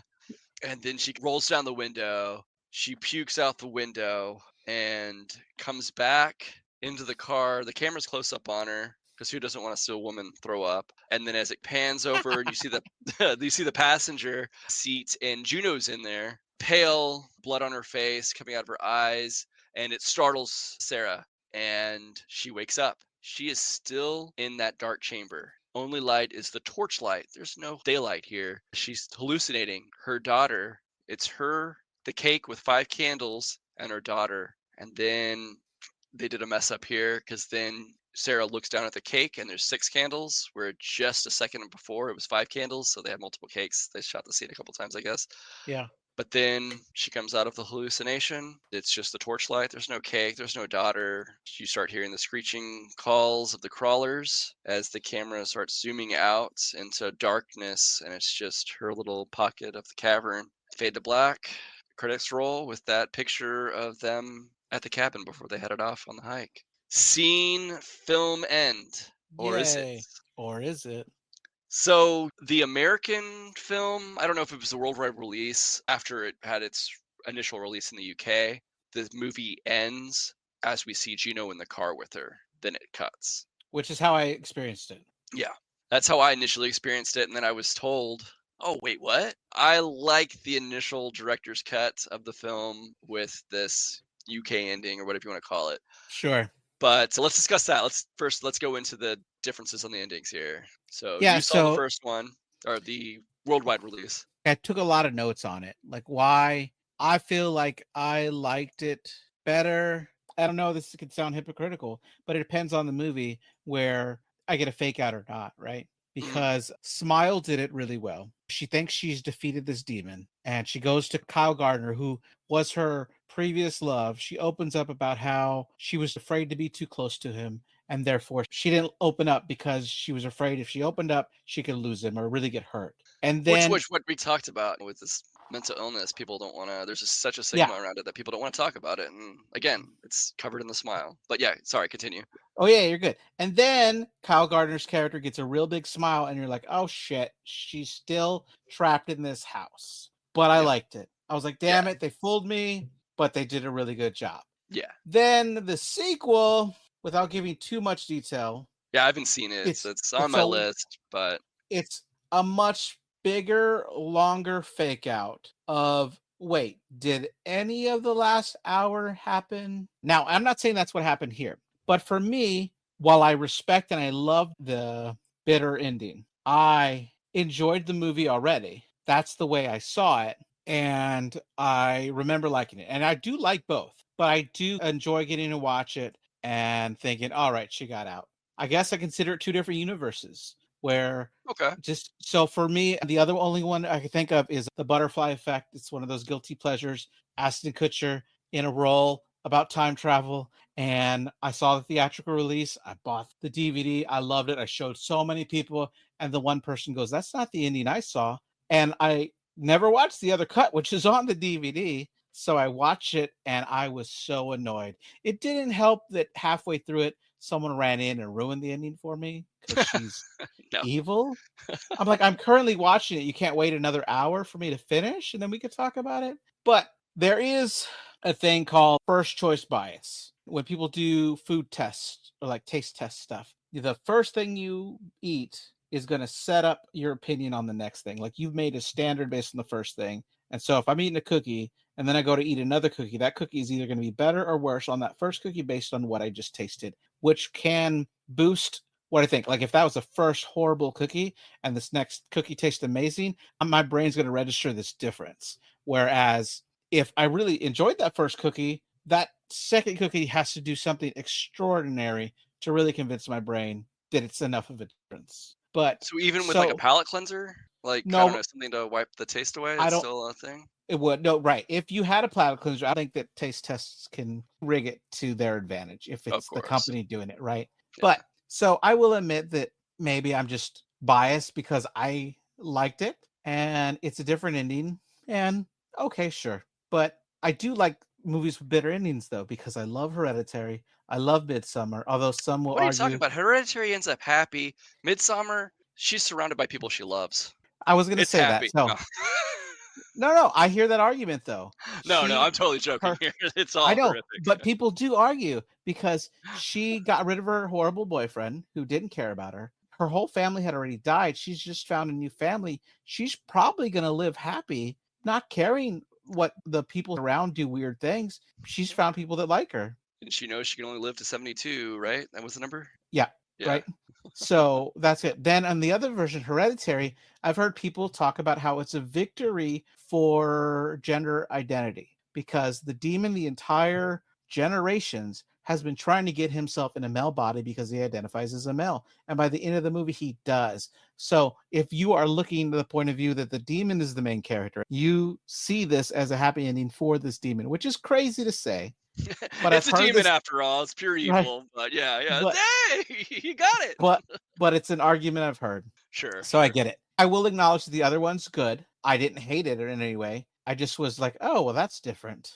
Yeah. Yeah. The other thing too, I know so many movies we watch, and it sometimes makes it hard for me to watch TV shows, especially like network TV, where it's like oh, it's going to go to the next season and has to end on a cliffhanger. And Yeah. it just sucks when a show gets cut unexpectedly and it's not renewed. I just feel like, oh, I just wasted X many hours for these last couple of years of each season expecting, and then it's that. But yeah, and also it's like as a I don't know what Niels Marshall's intent was. I assume it was to not make a franchise of this thing and just tell a story and move on to another story. I'm sure that's definitely something that's fun as a creative person to just create the Right. next thing and not just do the same thing. Like musicians and fans wanting them to just make the same album over and over and over again because that's what they want, right? And they want to That's unfortunate. Yeah. pursue something else. It's a thing. But yeah, not to say that like people say, oh, it's the bleak ending versus the happy ending. Sarah's not going to have a happy time Oh if yeah, she not at all. survived, right? Right. She just was starting to get over losing her daughter and her husband.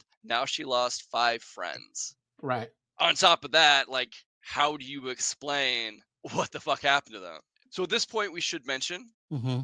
they did make a sequel of this. And when you make that much money, a company's gonna almost demand it. Yeah, so I think I'm not sure. I watched this in the theater when it came out. Obviously, I watched the American film ending, so I didn't know about this until later on. But yeah, I mean, it makes a lot of money. You're just like a UK film. I think it's gonna be a hit in the UK, and that's what you're aiming for. And then it's like a worldwide sensation. Like that's wow. Let's try to see if this can happen again. But yeah, I think this film has a lot of themes about grief. Obviously, the main character is dealing with it.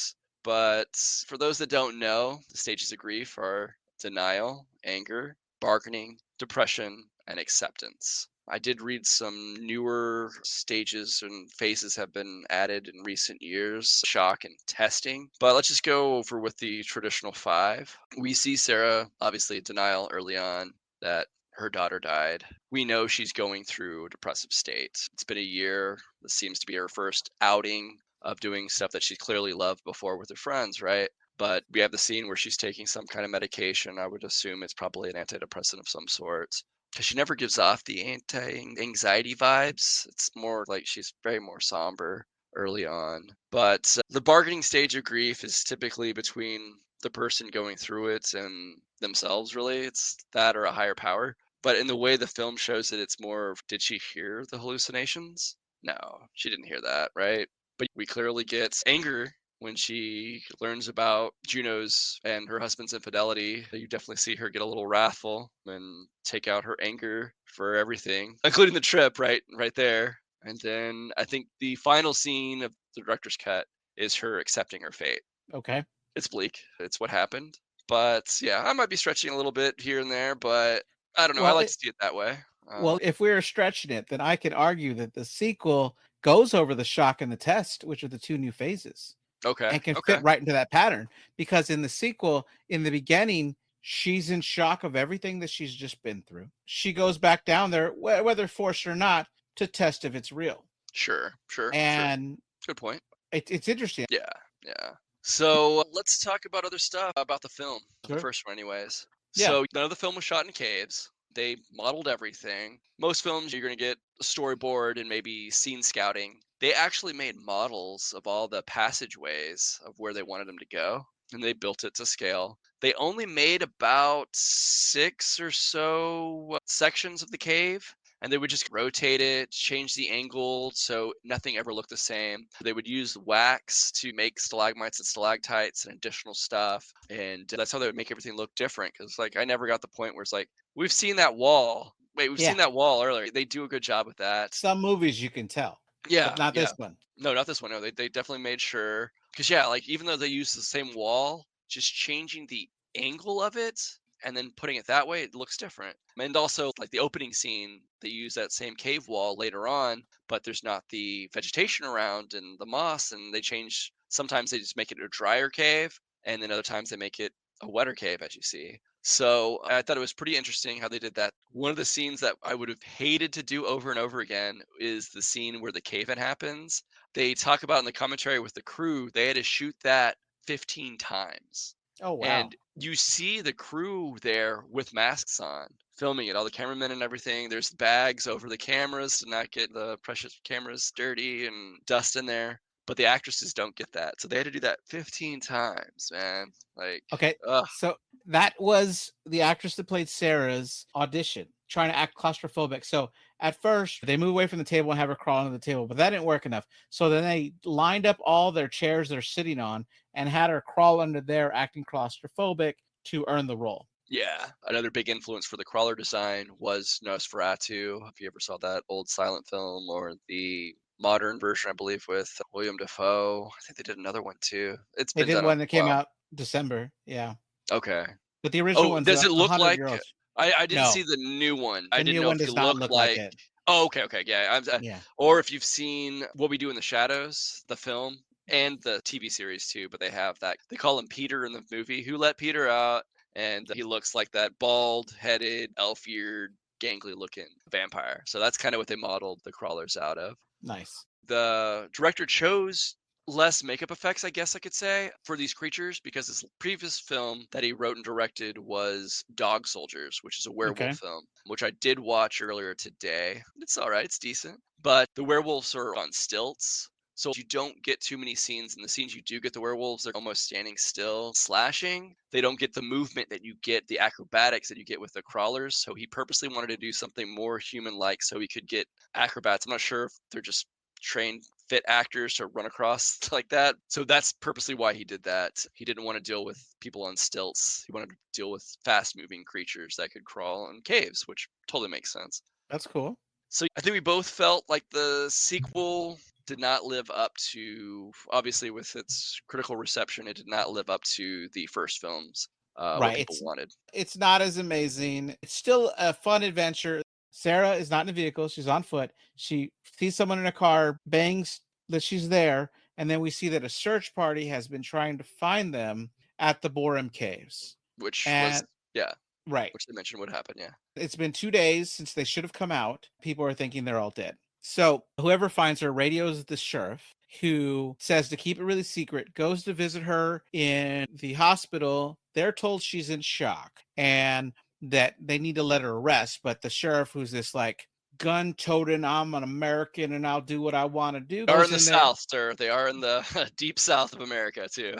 and yeah, he forces his deputy to go in and start talking to her. She doesn't remember anything. She might have had another dream here. They say it doesn't matter. They're taking her. They're going to the caves. They're looking for where they think she entered. And for some reason, this guide around the area shows them this old cave entrance that's part of a mine that has this elevator, right? And So it's they the get, same guy that she ran up to his car that was driving through these back roads. It's the same that old makes man. sense. Yeah. Right. And Which he's wearing a New York Yankees hat. which is very strange. I was about to say that because he's in the South. I don't Yeah. think just with our American Southern culture, they generally don't like Yankees. I think that maybe it's just a detail that the Europeans didn't understand. Because when Perhaps, you're yeah. watching Hellraiser, when Kirsty escapes with the cube in her hand, she passes out and she's surrounded by Americans. Like I think they got every local American that they could find that acted there. They put a Yankees hat on one of them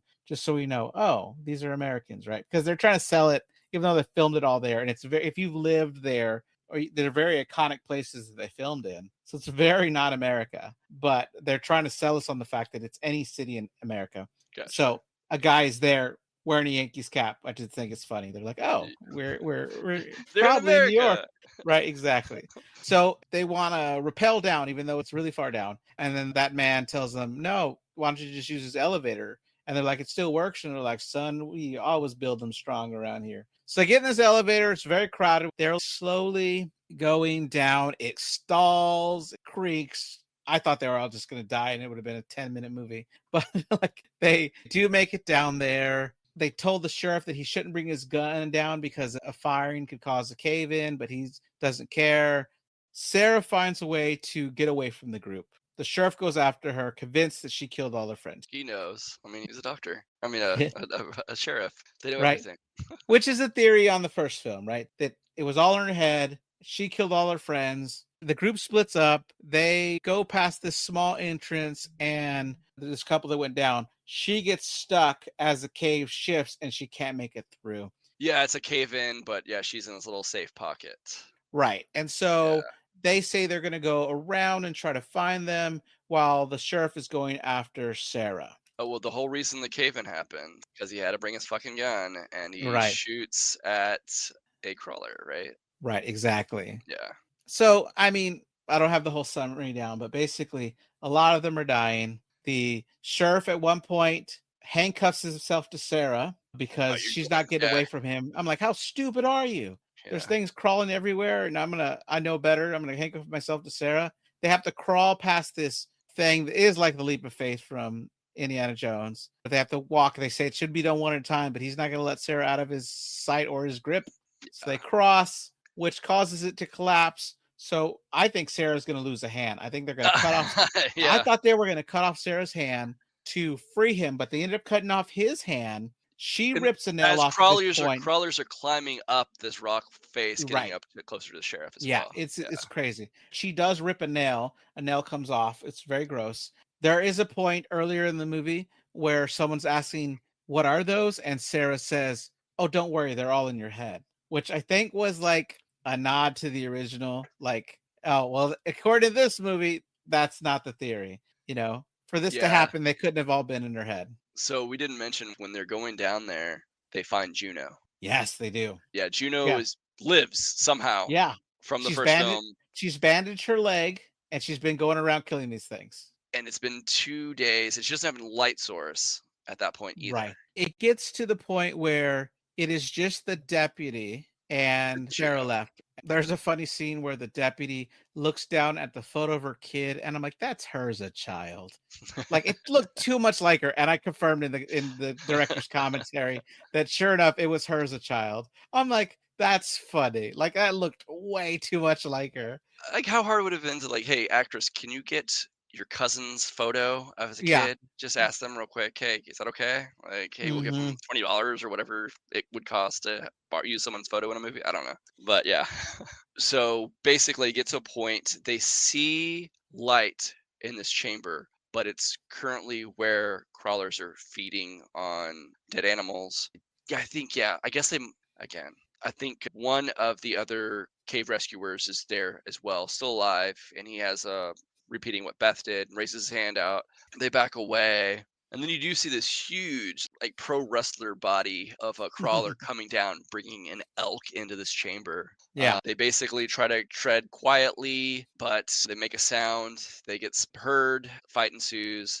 And basically, Juno starts fighting. She gets mortally wounded. Sarah goes and saves her, but it's too late. Juno dies in her arms, and it's almost like a I forgive you moment. I Yeah. think Juno says I'm sorry, but then there's still other crawlers coming around, and I don't know why, but Sarah just decides I've been through too much in this life. Yeah, I don't get it. I'm gonna scream and get all the crawlers to kill me, giving you, deputy I just met, not even a day, to get the fuck out of here because you have a kid, I guess, is the thought. I don't know. So, Yeah, yeah, she does that that. might be it. There's a slow motion shot of crawlers coming from all directions at Sarah, and then that gives the deputy chance to run to the tunnel, climb out. It's much the same way that Sarah came out in the first film, Right. and she's running into the forest, and she hides behind a tree, catching her breath, and she starts running when she gets a shovel in the face. It sucks.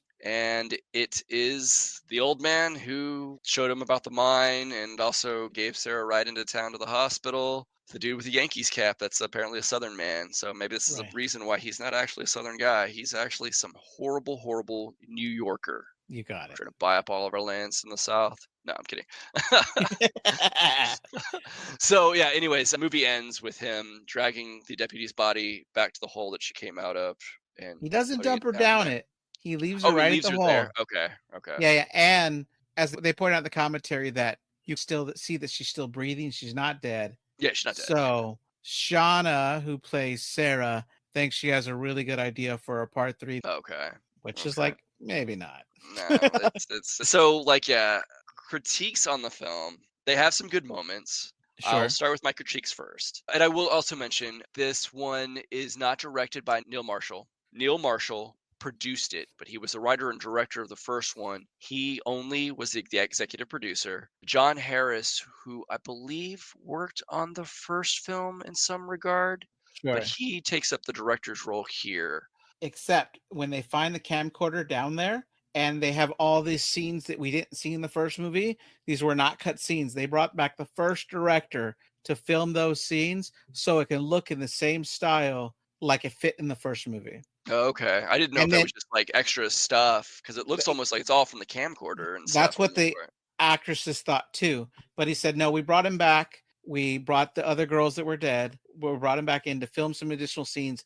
About 80% of that is new stuff. And at the end, they reuse the old footage when it gets to the scene, the room with the bones. Everything at that point on is footage from the first movie. But it's cool that they brought him back to like, well, if this takes place in a time period where you filmed it, let's have you film it again, which is really Sure. nice. Well, yeah, just as we're bringing him up, he did not want this to happen. He has I said bet in not. interviews, yeah, he has said that he did not want it to happen. But I don't know how I've watched movies and TV shows about the behind the scenes Hollywood and how things are made, and I don't know. But yeah, what he has said is that he did not want to do that. So, anyways, he was just the executive producer. So, with that, any director is going to direct things differently. But it's too much of the same.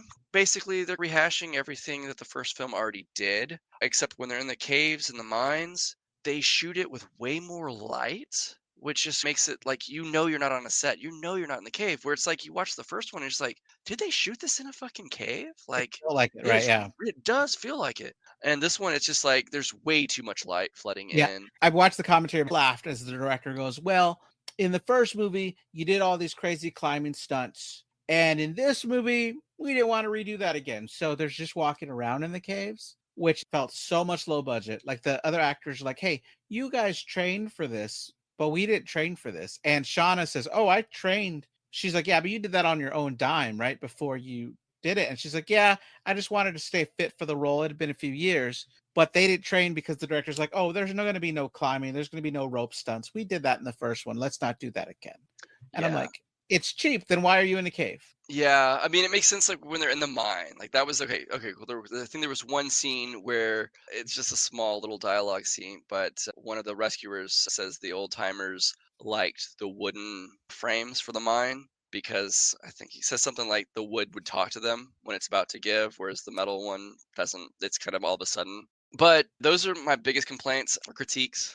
They also go for a lot more gross out stuff in the second one, and it just seemed like, wait, it's we already know it's another director, but it's like, okay, you're not even in the same, like, I don't know, universe is the wrong word, but it's like that wasn't in the first one. Sure. Like you go through, they find Rebecca's body, they find Sam's body. It was also the continuity issues too that irked me, but they get to the chasm where Sam is still hanging there because of course it's only Oh been my two God. days. Right.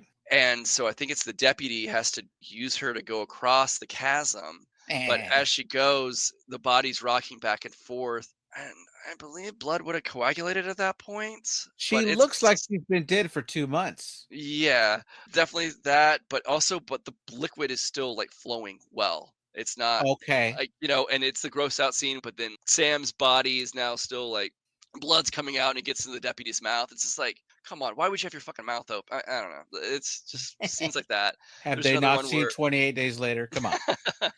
but but yeah, it's like another scene where they're fighting the crawlers and they get blood in their mouths. It's just all yeah, it's like a lot more gore and gross out stuff. And of course, the cherry on the Sunday here is the gross scene where Sarah and the deputy fall into a pool. Which thank God for there's no smell-o-vision, but at the same time, wouldn't they have smelled what they were in?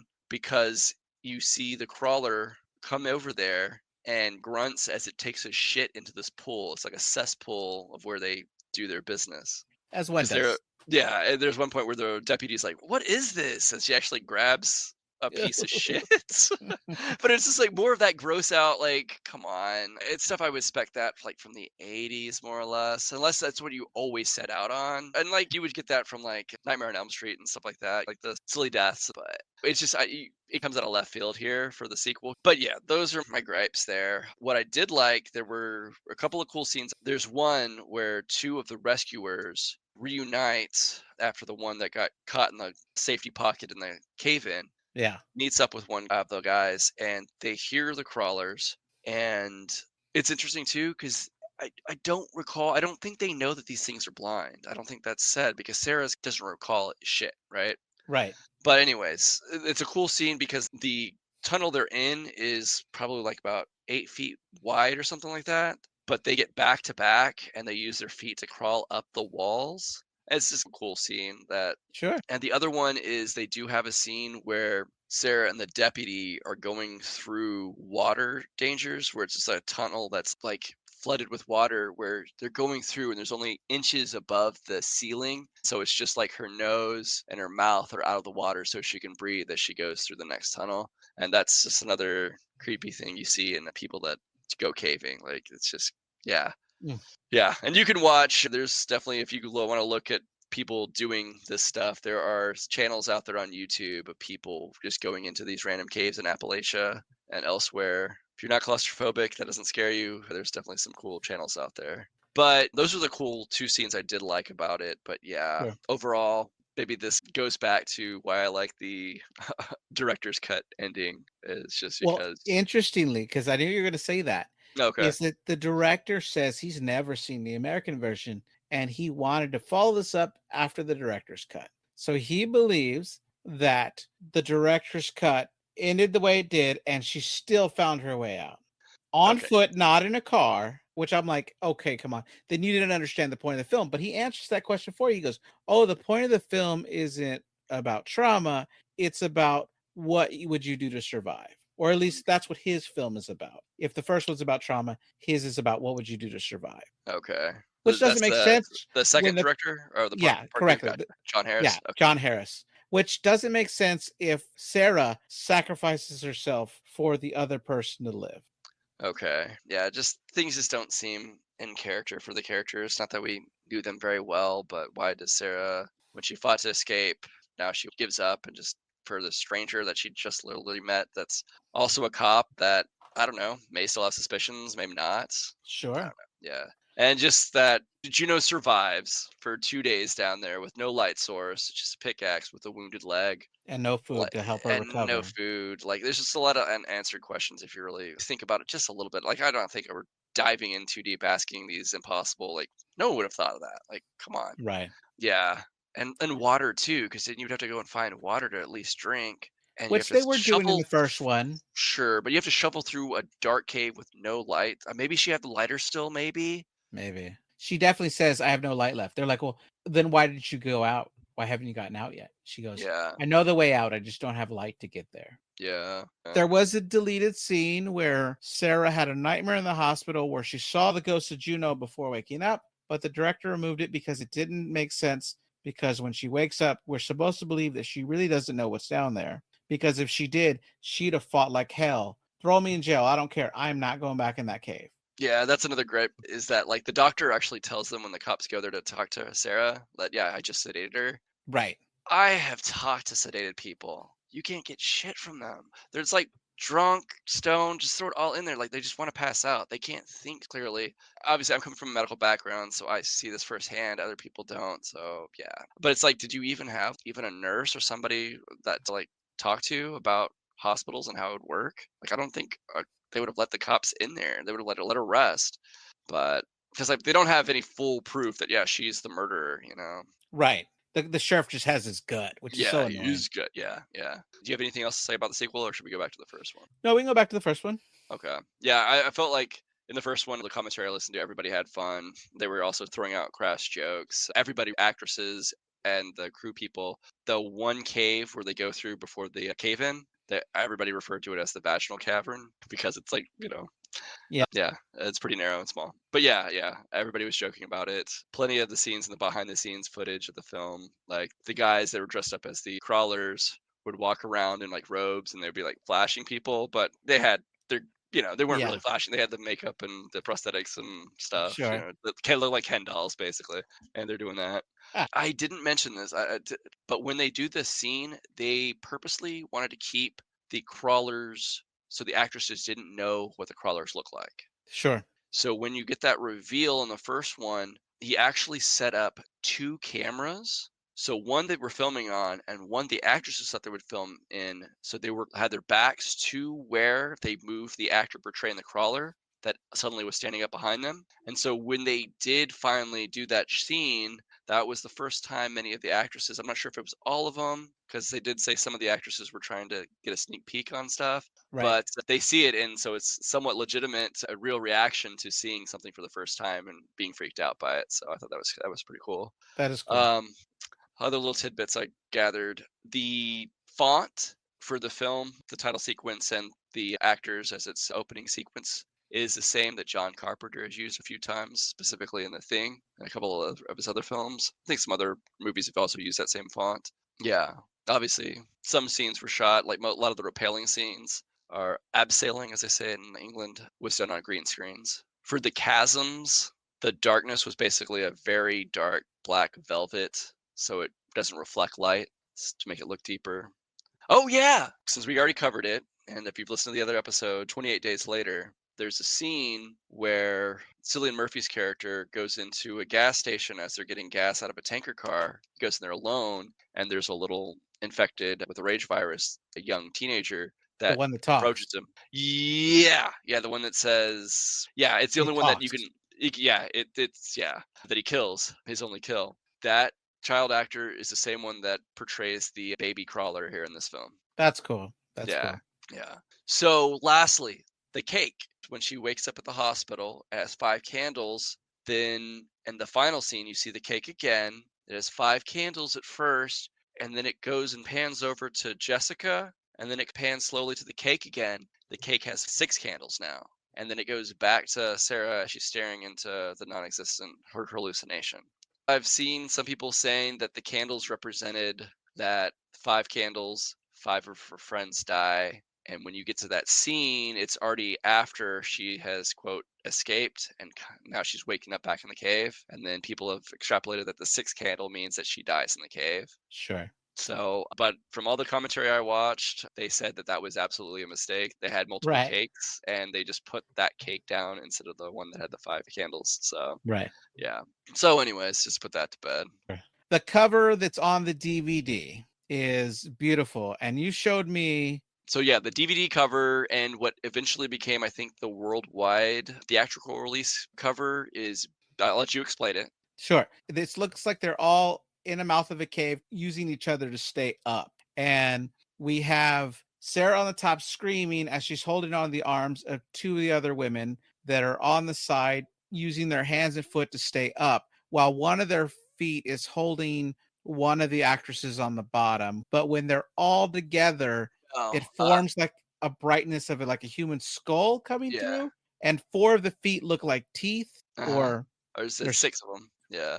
yeah, right. They look like teeth, and it looks like a skull that is coming out through the bright light that's coming out of the cave. Yeah, it's based off of a collaboration with Salvador Dali and Felipe Halsman's photograph called In Voluptas Mors. And this design theme was also used in another amazing movie, Silence of the Lambs. Really?